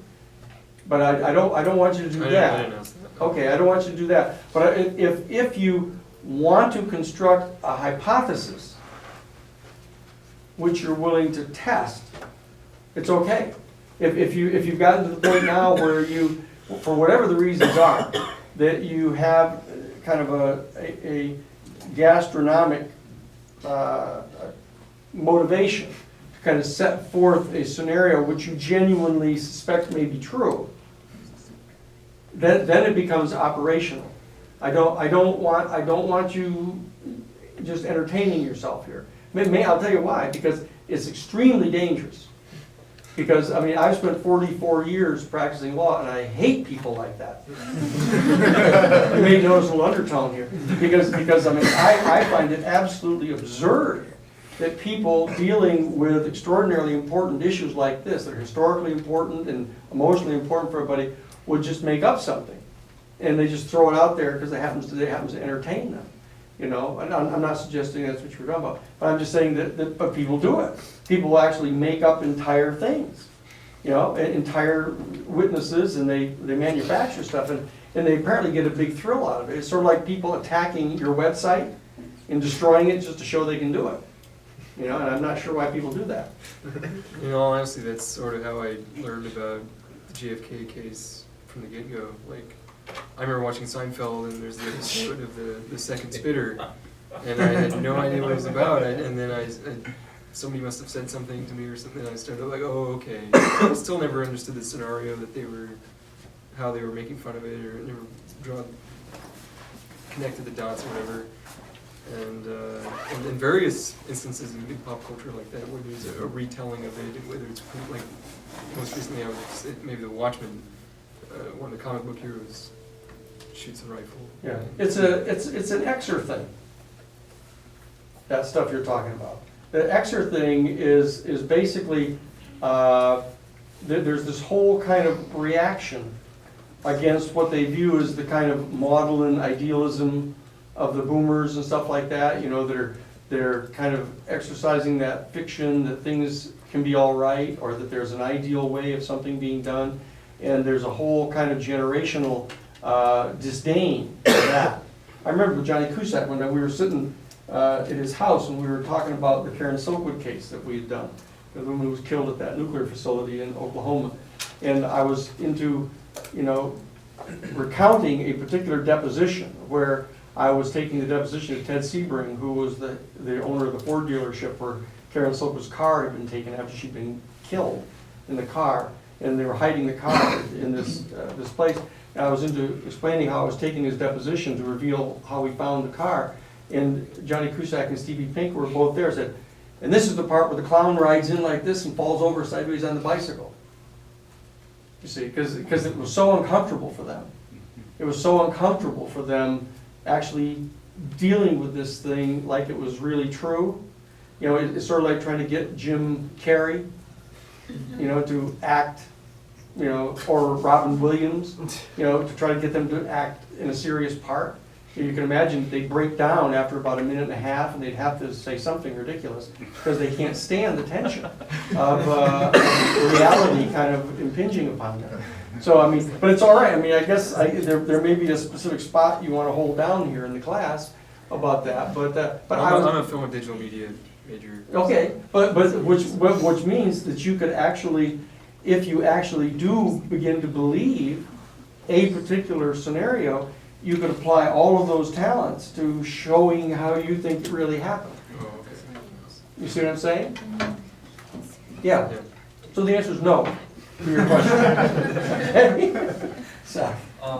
With the information we've been told thus far, and with the Parkland doctors and their testimony, would that mean that there was a bullet entrance wound from his throat, there was a bullet 6 inches beneath his collar, and then one in his head, one in Connolly, and then another one that missed completely, which would make 5 shots? Well, the Parkland doctors didn't say anything about one missing.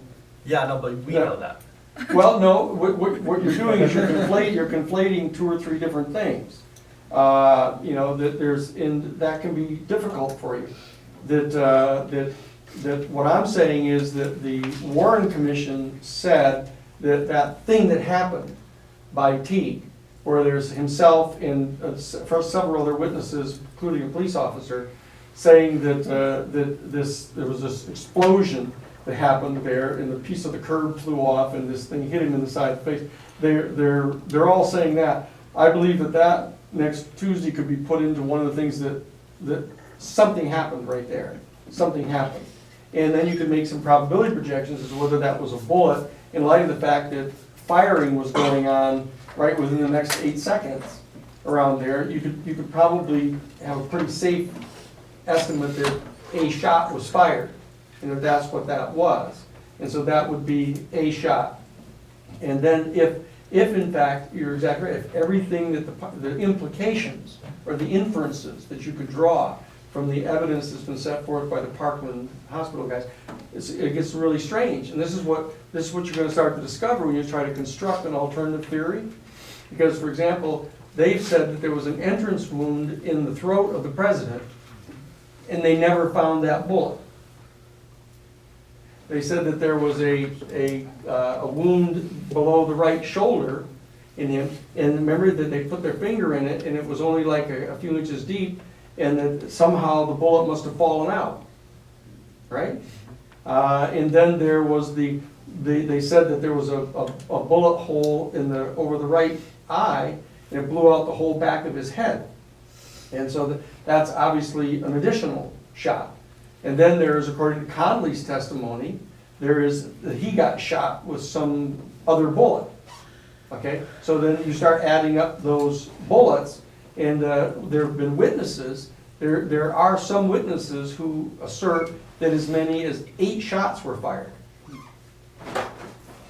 Okay, so that this is a reality that is bounded by the laws of physics and reality.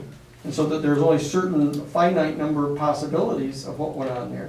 And if you start to assemble all the different versions, and that would really be a great thing for somebody to do someday, is to have a kind of a great mobile where you put little factoids in of everything that everybody said that were conflicting, and then you'd see what the patterns are.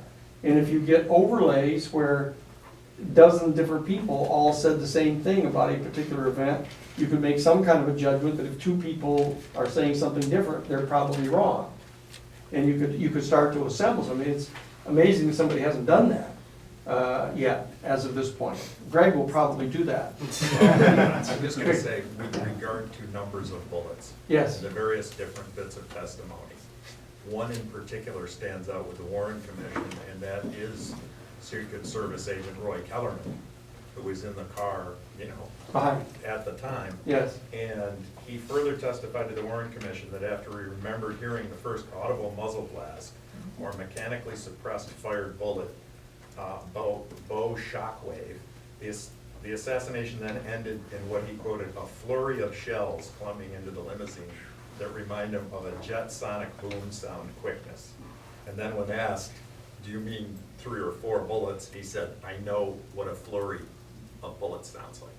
So there's even Secret Service testimony that there could have been silencer bullets, and there's bullets that you were supposed to hear. And even the dictabelt evidence has 4 shots clearly on it. You can listen to that on YouTube if you want to. Okay, So. we stay with it, because yes. I have 2 questions. Number 1, is there any actual sound recording of the shooting? Because what I've seen of the Zapruder film is silent.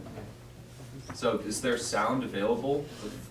That's what I was. There's the dictabelt. There's actually, if you go to the larger syllabus, I can't give you the exact link. Yeah. But they took the Zapruder film and the dictabelt recording that came from the police officer who actually was in the back. I can't remember his name off the top of my head. He's the guy who actually got hit with so much matter, blood and brain, that he actually thought he had been hit with a bullet.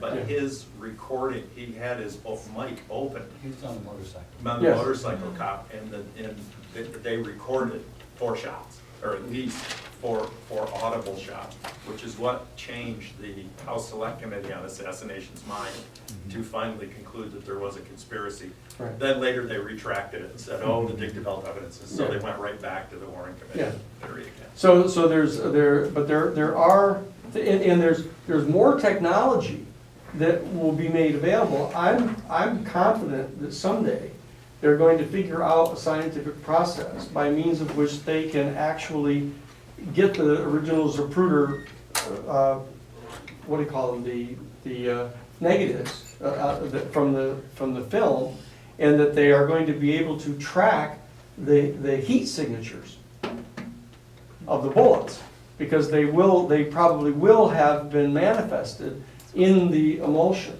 for the film, but that they haven't been able to do that yet. They don't have that technology apparently yet. Just as a mention, as of yesterday, I got an advance copy of the Time, or the Life magazine 50th anniversary thing, the big thing. And in it, they put all 486 frames of the Zapruder film. The stills are there. The ones that Life told us about it. Yes, yeah. They're all laid out in it, so it's pretty. So interesting. This will be coming they're out available.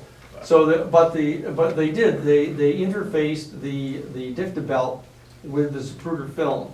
And so there are some resources, and there are at least 2 people who have testified that there were other film that has disappeared. That in fact, Roger Craig, the deputy sheriff, who said that he saw Oswald come out and get into the light-colored station wagon, said that he received a call that night from a man from Canada, from Victoria, Canada. He received a telephone call at the station, the Dallas police station, and the guy told him that he had film of the exact moment of the shot, and that he was standing on the other side of the limousine so that you would be able to see the entire book depository.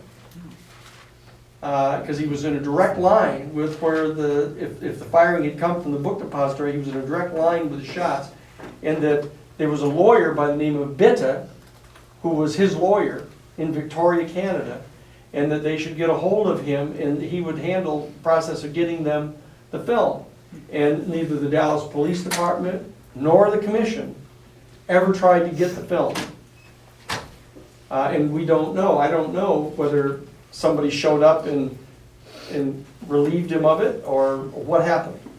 But and there's another set of footage, but there's lots of people who take the position that Secret Service came and impounded their cameras, and that they've never gotten them back. You know, and so you assume that a lot of the motion picture cameras are going to have sound on it, and even if you can't necessarily distinguish it, they can distinguish it electromagnetically. They can tell on the film where you got shots, or if they run it through a proper test. So it's around.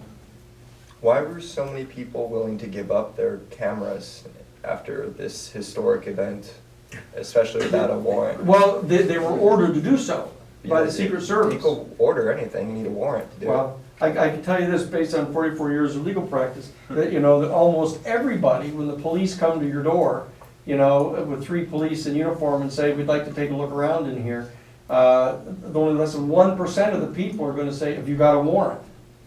And if that 1% of the people do say, do you have a warrant, they'll say, oh, it's going to be like that, is it?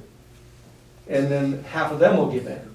And so, there's all kinds of, and one of the reasons you'll want to go to law school is that you want to be able to know what those rights are, so that, when we were at Attica Prison, the night everybody was killed up at Attica Prison in New York, 41 people had been killed in the prison that night, and we were ordered in under, Judge Curtin ordered us in under a federal court order, and we were on our way out to the prison, out the highway outside Buffalo, and like 10 state police cars came roaring up behind us and pushed us down off the road, and got out and started measuring the depth of the tire treads on our cars with these little gauges to see whether they could find out some rationale for arresting us and keep us from going to the prison, because they had falsely reported that all the hostages had been killed by having their throats cut by the inmates. Whereas in fact, we were able to establish, because we got to them, that they'd all been killed with double-aught buckshot by the state police shooting down into the yard to kill them. And, but when we were there, I was in the process of confronting the barracks commander in charge of the thing. I looked over out of the corner of my eye, and I saw this one police officer in the big full riot gear. It was kind of raining out that night with big phosphorescent raincoats on, and he was leaning in the window of the Volkswagen bus that was one of the buses we had in the little caravan. And I could tell that there was this really nasty glaring contest going on between Gene Scheinman, one of my law partners, and the cop. So I just grabbed the barracks commander and went on over there and did one of those, well, officer, is there a problem here kind of thing? And what had just happened is the police officer had leaned in, and here's Gene Scheinman, who's the chief of litigation of one of the major law firms in the world. And the cop leaned in and said, you don't mind if we take a little look in here, do you? And he grabbed the back door of the Volkswagen and pulled it and started to slide it open like that. And Gene Scheinman, even with all of his training, his initial instinct was, no, that's okay. But then he caught himself because of his training, and he said, that is if you got a warrant. And the guy backed off like this and cocked his shotgun like that. He said, oh, so it's going to be like that, is it? Okay, so what I'm saying is that when people in an intense situation like that, where there's all kinds of federal law enforcement people around and others, they come up to you and say, give me that camera. You know, they aren't likely to say, oh yeah, you and who else are going to take it away from me. So they hand it over. In a lot of the police and Secret Service people said they would get it back, but they didn't. That's what happened that day, and there's tons of accounts of that. So, is that being held anywhere? Well, that's the interesting question. You know, there's a lot of testimony on the part of people about their cameras having been taken away, and they've sworn to the affidavits, etc., and their cameras are not listed anywhere in the evidence that was actually submitted in any official way. Yes, so one more question. Well, I was going to say, even if it was still around, unless they developed it at the time, it's all film. It's going to be expired by now anyway, so. Or they ruined it. I mean, I think what I'm trying to say is, like, there's no way of getting it anyway at this juncture. Well, if it was still around. Well, again, see, what one is doing now is starting to lean into these alternative theories of what might have happened here.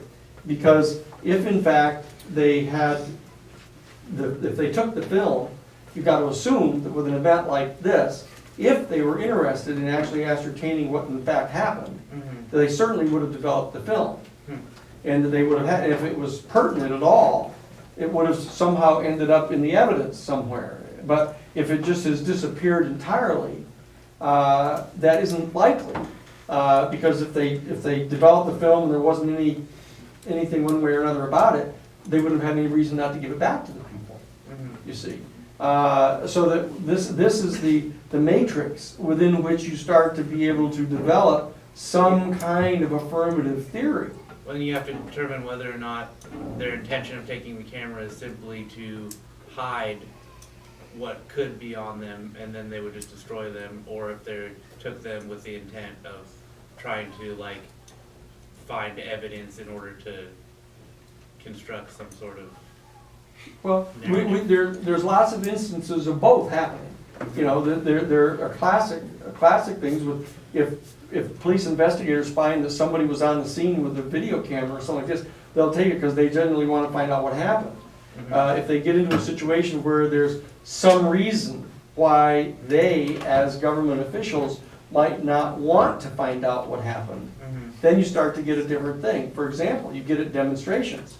And you have demonstrators carrying cameras, and the police all come and start to assault the demonstrators, and the demonstrators start taking film of them, and the police grab the cameras away from them and throw them on the ground and stamp up and down on them They're pretty sure they're not doing it to gather the footage to figure out what happened. Or that classic thing in like movies where they take it out the film and rip it out. That's right. Yeah. That's exactly right. And that's because that happens. You know, they do that. Code?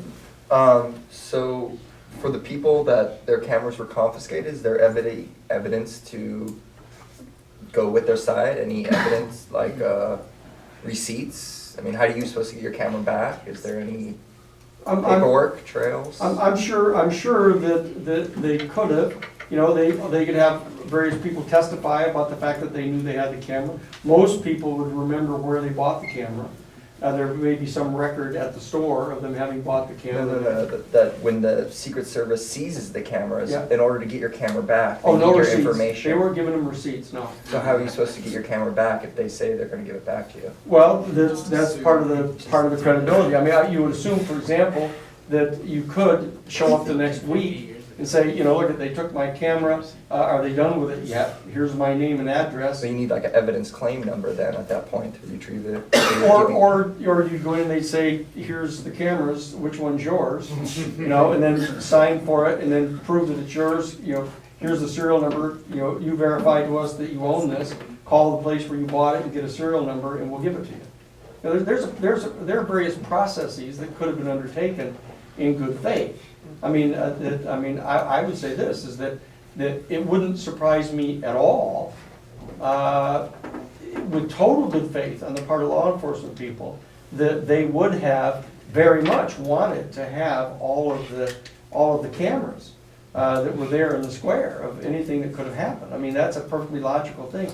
And it wouldn't surprise me at all if during the process they weren't handing out receipts to them. And they weren't getting their name and addresses and all that stuff. They were just gathering these things up as fast as they could. And that they weren't thinking about what the process would be by means of which the people would come and get them back, even if they were in total good faith when they said, no, you can get this back. Because there's a process that can be undertaken after the furor of a moment. You know, they can get to the police department and say, okay, look, we've got like 40 cameras here. We better do something to make sure we isolate them out and get a record of what they are. And somebody's going to come looking for their camera and they'll describe it, and you know that they may well be able to describe it enough to make sure it's theirs, and then we can prove it's theirs by their serial number. There are ways they could do it if they're in good faith. Okay. So we'll take one from Thank you. the senior class. I'm sorry, I came late. Yes, sir.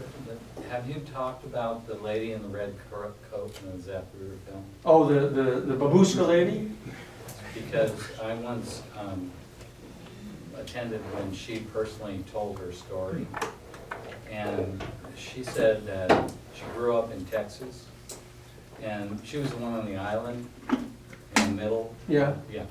And that she knew guns, her father taught her to teach, and that she immediately knew there were several shots from the grassy knoll, and finally, when she was interrogated, and that was within hours of the shooting, they explicitly told her there were only 3 shots. And she kept insisting, no, there were more shots. I'm just getting back to your prior point about how many shots there were. Oh yeah, no. There are dozens of witnesses who assert that there were more than 3 shots.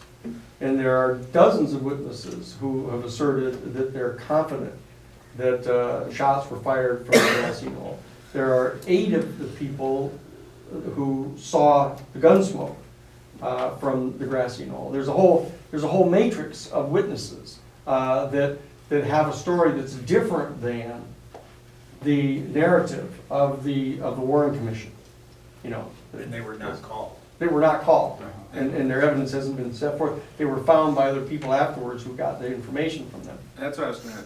2 questions. So, and she also said that he was wearing like a cop's uniform, right? Or like he was impersonated a cop. The badge man, they said. Yeah, and that, and then the person you talked about earlier, that the woman saw that it was, they said the stocky guy. Where was he in relation to the crime scene? No, that's the Tippett. It's the Tippett crime scene. 2 different people, including the Mrs. Markham, stated that the gunman who shot Tippett was short, rather on the heavy side, with rather long bushy hair. And that's where that came from. But she saw him far away from the crime scene, or? I mean, No, she saw him shoot Tippett, she said. Okay, She said she saw him shoot Tippett, okay. yeah. There's also Aquila Clemens, who was sitting on a porch nearby, who basically said that the guy that he was talking to walked away and two other guys Yeah. came up and killed him. So Yeah. there's another witness that Yeah. totally just blows the rest of it out of Yeah. the water. Clemens This is was somebody just sitting on their porch that Yeah. was nearby. Yeah, that was Mrs. Clements, and they did not put her information in the report at all. Right. So, go ahead. No, you can go. I was just wondering why CBS wasn't there documenting the parade, or were they? Oh, there's lots of footage, coming up to the parade and all at Love Field. I mean, there's hundreds of hours of film, all surrounding this thing. The real question is at the very moment of the shooting, what he'd been done, he'd come through the plaza, and they were just getting ready to start picking up speed, because they were heading toward the Simmons freeway and the underpass, so that the people were thinning out at that point, so that there's only very few people that were in that area that actually were filming the exact moment of the shots. You know, but there's lots and lots of footage around from all three of the networks. Yes. I think I remember you said that the Secret Service had changed, like, the way the limo, or like the certain streets the limo would take. Did they ever say why they changed the route? It was the police that there was a lot of discussion about the parade route, and the parade route had been put in the paper so people could come to stand along the sidewalk and wave to everybody. But what happened is when they were coming to the intersection there, what happened is that the police escort actually turned into this turn where all the Secret Service people would know you're not supposed to do that. You're not ever supposed to slow the car down below 5 miles an hour or something. And they had to slow the car down to like 3 miles an hour or something like that to go around these corners. And so that but that isn't where he got hit. But it did slow the car down so that when the car started to accelerate away, it was well below the safest speed that they should be at. But that was the motorcycle, what do they call them, the guards that were out front. What, according to Fletcher Prouty, Lieutenant Colonel Fletcher Prouty, he said the protocols, which he knew because he'd been involved in them previously, but he happened to be in the South Paul when this one went on. Yes. Was that if they go below 44 miles an hour, that was the magic number, that you have to have all the windows shut and all the buildings all around. You have to have the manhole covers and everything around welded shut, that all of that is supposed to happen ahead of time. And that, in fact, they were supposed to bring in a whole military division to help them that day, and they told those guys to stand down. So none of that work was done when they turned the corner and then slowed it down to that ridiculously slow speed. But it was there was a specific thing with the patrolmen, the motorcycle officers that were leading the way actually turned into that little cul-de-sac thing, whereas they were supposed to go around it. Yeah. But not that it would have made all that much difference, because given the fact where they were, he was still going to be vulnerable to both places, or all three places, 4 places, from which allegedly different people say the shots came. I have a question about the book depository.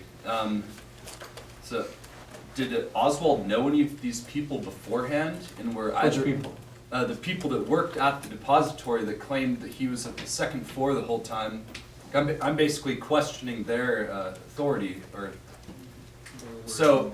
Yeah, their word. In other words, did Oswald know any of these people before he applied to the job, or were any of these people pro-communist or anti-government? The scenario that is set forth by the Warren Commission as to how he got the job is that he had come back from Russia.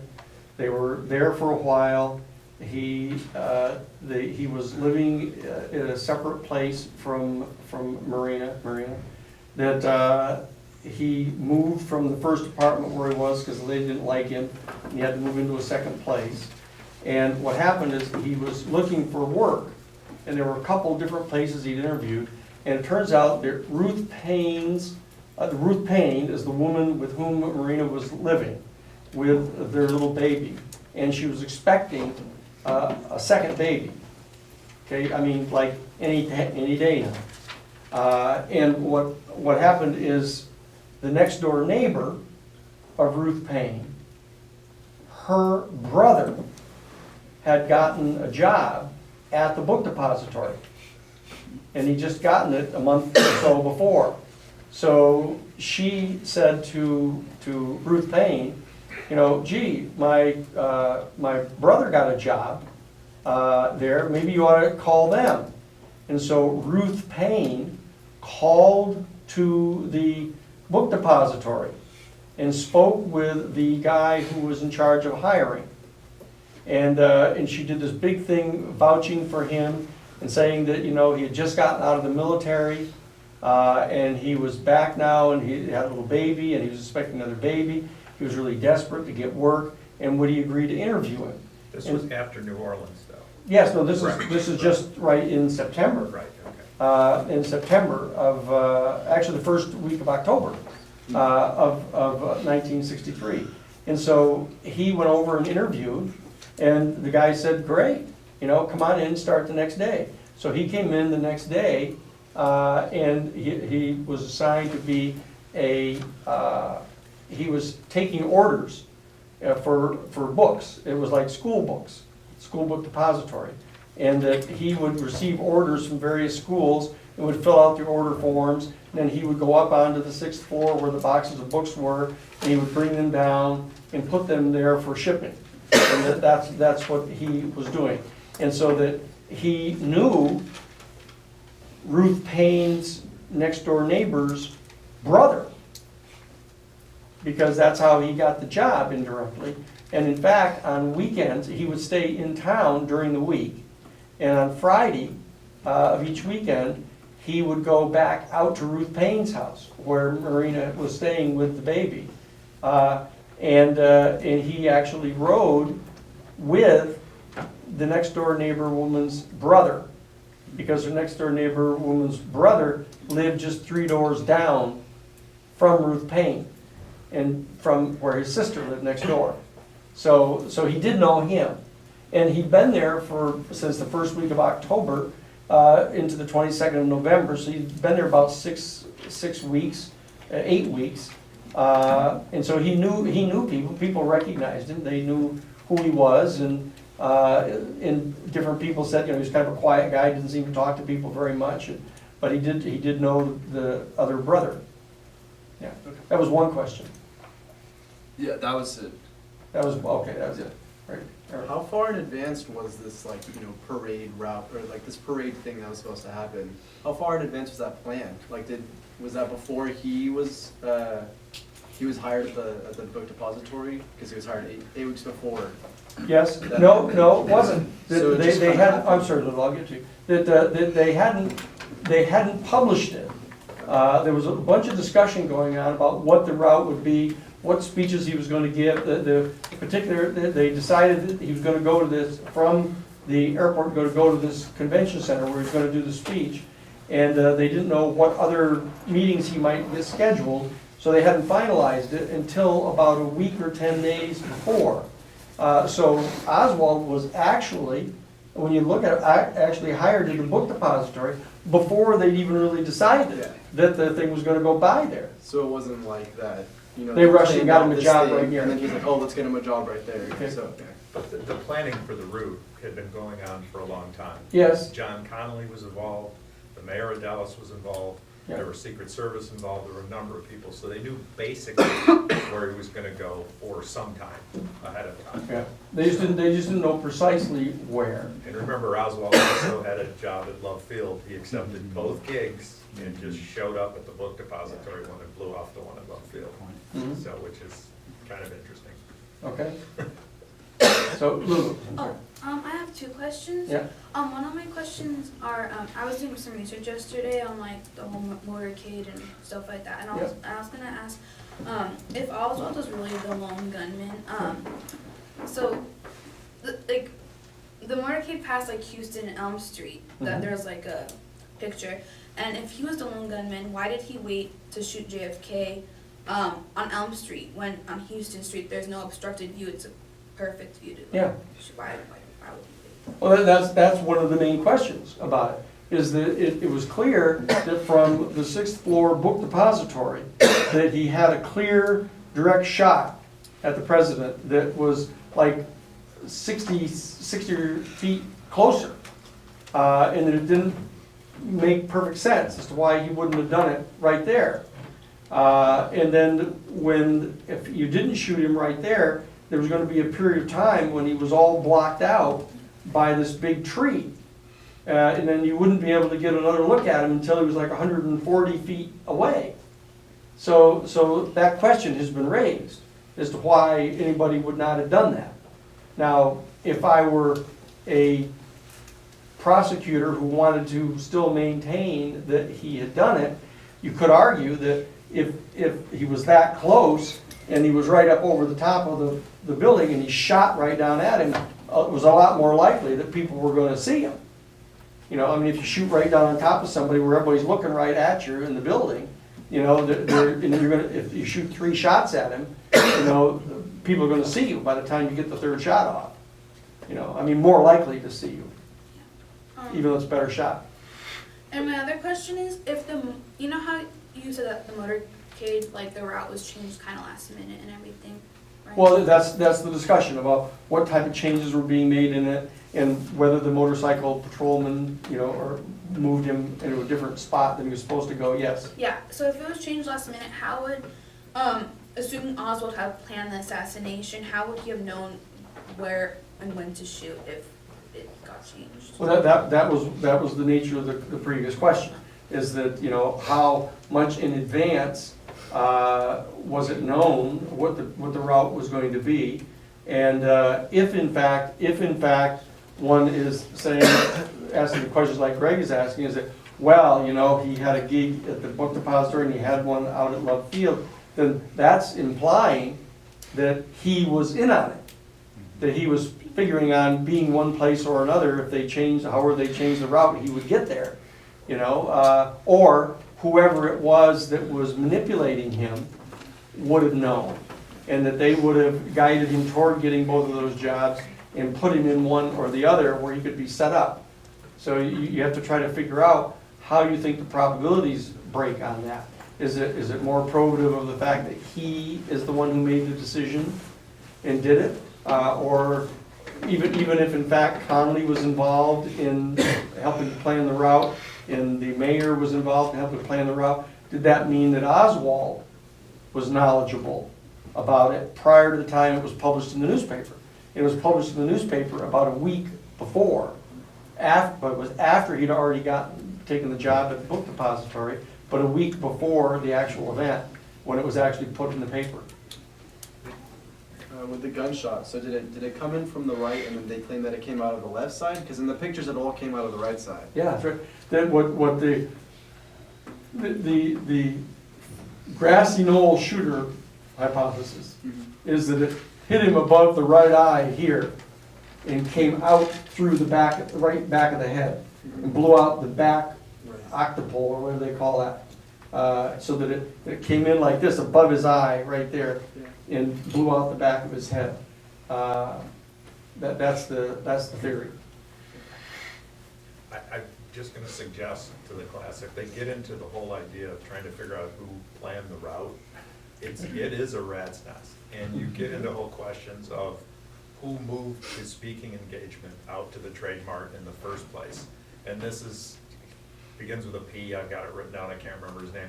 But there's multiple people involved that you never hear about that aren't famous people that were involved in Dallas that day, and absolutely positively insisting that these were socialite people that were around it, a part of the social scene, who actually made that stick, that he was going to be out at the Trade Mart. He would have been in this other highly secure building, which is originally where he was going to speak.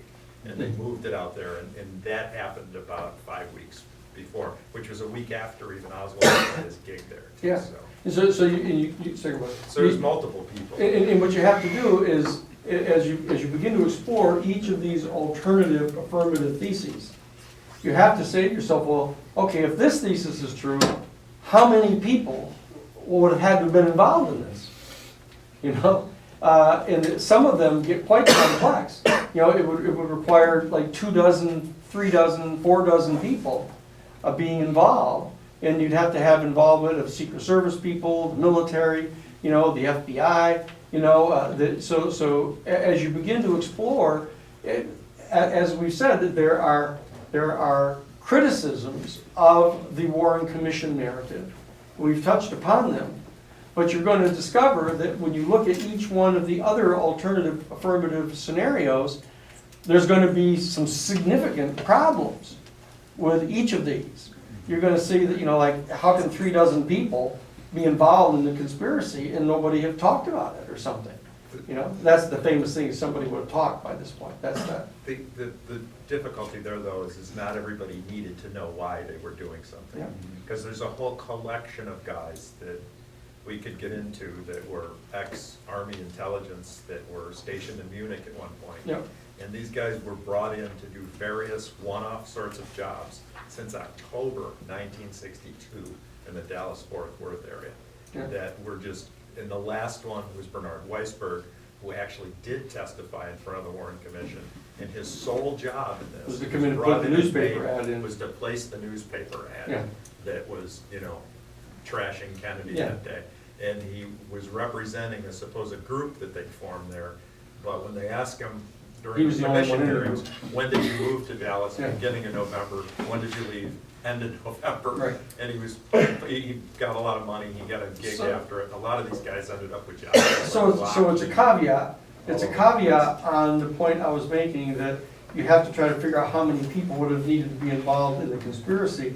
That it isn't that they would necessarily have had to have known everything about the conspiracy, but they would have had to have been there on orders, and they would have had to have been part of some kind of an organization from which they took orders, and were willing to do things even when they didn't know what they were doing them for. Okay, so you're gonna have to, you have to be as critical of each other affirmative theory as one might suspect you should be of the lone gunman theory. That they all have some challenges.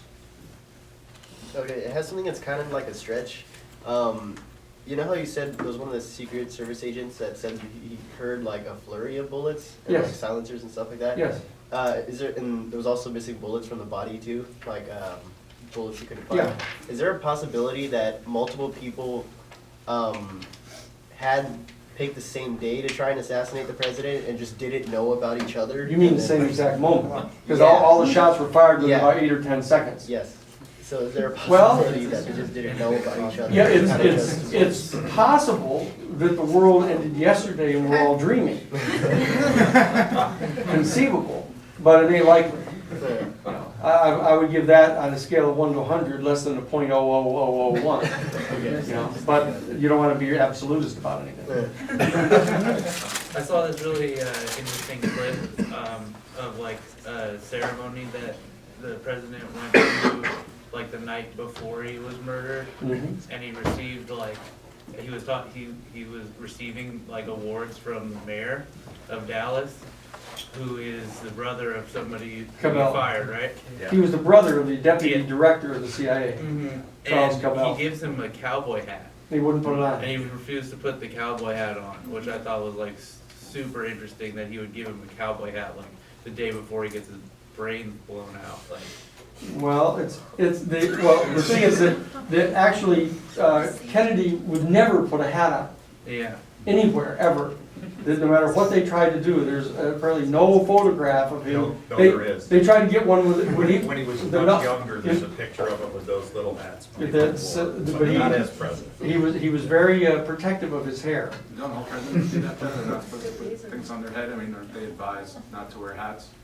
Well, no, I think that actually, In the modern era, I've heard, it happened with Obama, somebody tried, I saw it, they said that they're not supposed to be photographed wearing hats, that it makes them look unpresidential or something. but, I mean, their haberdasher may be in somewhere, but I don't know. But Kennedy was very specific about that. Everybody knew it was a shtick with him.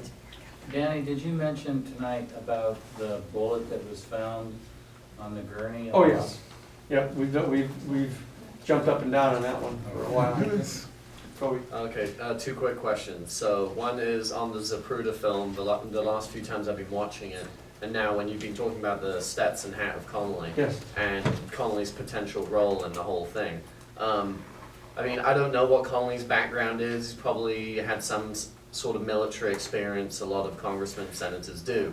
But when you turn around and you're hearing like gunshots and you see the president going like this, that's pretty shocking to me, even now watching it on Taylor and Grainy YouTube. Yeah. And he turns back around and you're saying he's still holding his hat. But to me, I wonder, this is probably outside chance, but that maybe he would drop his hat. Maybe he would be more shocked. Why would he turn back around? Why wouldn't he then see from that position, you know, maybe I need to do something? And maybe that's another, like, person in the conspiracy. I guess I'm just, because we haven't even mentioned this guy as a conspirator. Yeah, I guess I would say this, if Connolly was part of the conspiracy to kill the president and was gonna take a shot through the back, coming out the front, he deserves to go free. I mean, this guy's got. He did say in the car. What? He said the words, "Oh my God, they are going to kill us all." Yeah.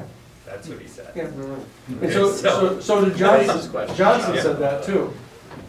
Okay, and then just one tiny little thing. Yeah. So I was researching as well before, and Woody Harrelson's father apparently one time went on a bit of like a murderous rampage, and he gets cornered by the police, and like puts his hands up and said to the effect of, "I killed the president. I was one of the guys that did it." He later retracted it, but you said you have spoken. I'll tell you what he said to me. family, so- It wasn't that. No. Okay. What happened is that this is a hoot. What happened is Carl Schlaffer, who, you're gonna love this. We'll close the day with this one, and I'll remember why I told you this one. Carl Schlaffer, who is the guy who led the team of police into the Watergate Hotel, who arrested the burglars on the night of June 17th of 1972, told me that what had happened is that after the Kennedy assassination, he was part of a task force, a 5-agency, interagency task force that was called Operation Croupier. They were assigned to investigate the charge that the mafia was skimming cash off the casinos that they owned in Las Vegas, the Sands and some others, and that they were skimming cash and they were putting it into these expensive suitcases and putting them in the back trunks of Cadillac automobiles and driving them from Las Vegas to New Orleans, and then from New Orleans into Miami, and depositing them in the National Bank of the Miami National Bank, that was a Meyer-Lansky bank, and that the money was there and after being used by the mafia to finance various criminal enterprises around the world.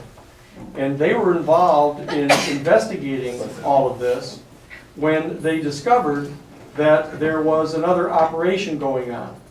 That in fact, there was some of the money that the mafia was skimming was being used to purchase weapons, and there were weapons going across the border in Texas at El Paso and down into Mexico, and they were importing heroin and narcotics from Mexico up into the United States through El Paso. And that the guy who was suspected of running this operation down in El Paso for the mob was a guy by the name of Lee Shagrin, who was a lawyer down there. They called him the Black Striker. He was this nasty dude that dressed in black all the time and was total weirdo.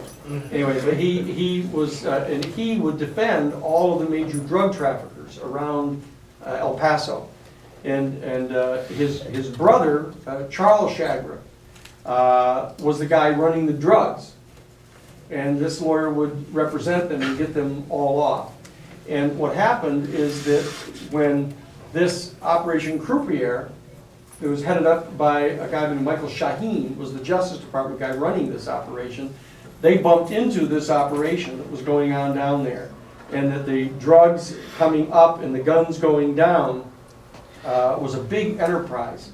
And they discovered that of the drugs that were coming up out of Mexico, that part of the money from the bank down in the National Bank of Miami was going to finance a special subgroup that was inside the DEA, the Drug Enforcement Administration. And that there was a 15-man unit inside the Drug Enforcement Administration that was being run by a guy by the name of Lucien Conin. And Lucien Conin, as it turns out, was the guy who coordinated the assassination of Neo Den Diem in the first week of November of 1963 in Vietnam. And so that he was a shooter, a killer from the Phoenix program. And here he is now, all of a sudden, discovered by Michael Shaheen and Carl Schlaffer and the other guys that were running this Operation Croupier investigation. And so all of a sudden they bumped into this extraordinary group of people. It turns out they were all members of the Phoenix program, the assassination program in Southeast Asia. And here they were in the DEA special unit out in Mexico, and they were trying to figure out what was going on. So they said, hold this. This is way above our pay grade. You know, we're into something here now that's totally spooky. And we're just trying to figure out what they're doing with some of this money from the skim, from the mafia. So they asked that a second special multi-department task force be put together to investigate this. And they put together a thing called Operation Gateway. And Operation Gateway began the investigation of this drugs for guns operation going on through El Paso. And there was one of the guys, Sandy Barrio, was one of the guys on the interagency task force for the IRS. He asked to be able to go down to El Paso to conduct the investigation, and nobody would authorize him to go down to do it. So he's all getting confused now, but we're supposed to be investigating this thing. It won't even give me a nickel to go down to El Paso to investigate this. So he took a vacation and went down there on his own. And he went down and started investigating this. And he went to see Judge John Long, I think his name was. And he was called the hanging judge, this right-wing prosecutor judge down there, the federal judge. And so he went in and told him that he believed that there was this guns for drugs operation going on and that there was pressure coming from high up in the government to keep them from investigating this. And so Judge Long called in the head of the criminal division and said, we're going to set up a grand jury. They set up a grand jury to investigate this, and the first person that they subpoenaed was Lee Chagra, the lawyer, to drag him in to try to force him to testify. And so 2 days after he was subpoenaed, two men walked into his office on Christmas Eve of that year and gunned him down at his desk and killed him before he could go in to testify. And so there was this big hubbub went on, and the question was whether or not they were going to close down this investigation because it was too dangerous. But the head of the criminal division in the Justice Department decided in El Paso that they were going to go ahead and continue the investigation. So that morning after he made this decision, he was on the way into the office, and he was driving into the office, and a van pulled up next to him, and they slid open the doors on the side of the van, and they unloaded 55 rounds into his car and shot his car all to crap. But he ended up surviving, and they put him in the witness protection program. And so the question was whether the investigation was still going to go on despite all of this. And so Judge Long decided he was going to have an assistant U.S. attorney take over the case and continue the investigation. And the following morning, Sandy Barrio, who was down there, the guy from the Internal Revenue Service, from the strike force, was down there, got arrested by the El Paso Police Department. And they brought him in and put him in jail, and he was dead the next morning in his cell. Okay? And so the question then went on is whether they were going to continue this investigation or not. And Judge Long went and got the assistant U.S. attorney and told him they were going to continue the investigation. And the following morning, he got out from his home and walked out to his car and was shot between the shoulder blades with a high-power rifle with an exploding soft point, mercury point bullet. It exploded inside him and blew a big hole out of his chest and killed him dead. So everybody got all excited about this, and there was this big investigation going on everywhere. It turns out the police discovered that Charlie Chagra, the drug dealing brother of Lee Chagra, had put out $1 million bounty on the judge to have him killed because he blamed him for getting his brother killed by subpoenaing him to go to the grand jury. And so what happened is Charles V. Harrelson, who was Woody's dad, who was a card shark down in New Orleans, among other things, showed up at Charlie Chagra's house and said, look it, I've come here to collect the $1 million. You put out the $1 million bounty, I've come to collect the $1 million. And Charlie said to him, well, how am I supposed to know that you're the one that did it? And he said, because he was killed, it doesn't say anything about it in the news or anything, but if you check it out, you'll find out he was killed with a mercury-tipped bullet, soft point bullet, just like the one we used to kill the president in Dallas. And it turns out that Charlie's house was live with microphones that had been placed by the police. They had his whole house wired up, and they heard this conversation. So what they did is they went after Charles Harrelson, chased him hundreds of miles in his big Cadillac until they found him, and he held up in a big hotel and got into a gunfight with them for an hour or so. And finally they dragged him out and arrested him, and they were so freaked out by the fact that they had this guy that they thought had confessed to killing the president, only the thing that was so peculiar about it is nobody wanted to talk about that. And so they had to try to figure out how to get him just convicted of killing the judge. And so all of a sudden, a weapon showed up outside of the building where he lived in the trash, which had been searched 3 times before by state and federal law enforcement officials with nothing there, and found the rifle there that they said was a rifle that they traced back to him. And he ended up getting convicted and sent to prison for that. And so Woody asked me to go and meet with him. And it didn't take me long to remember that Charles V. Harrelson is named by many people being one of the 3 hobos who was taken out of the boxcar, out behind the grassy knoll. The other 2 of whom who looked suspiciously like E. Howard Hunt and Frank Sturgis, who were not only 2 of the guys that coordinated the assassination team that was assigned to kill Castro, but in fact were 2 of the guys involved in the Watergate burglary, which we'll get to later. So I remember why I told you that story.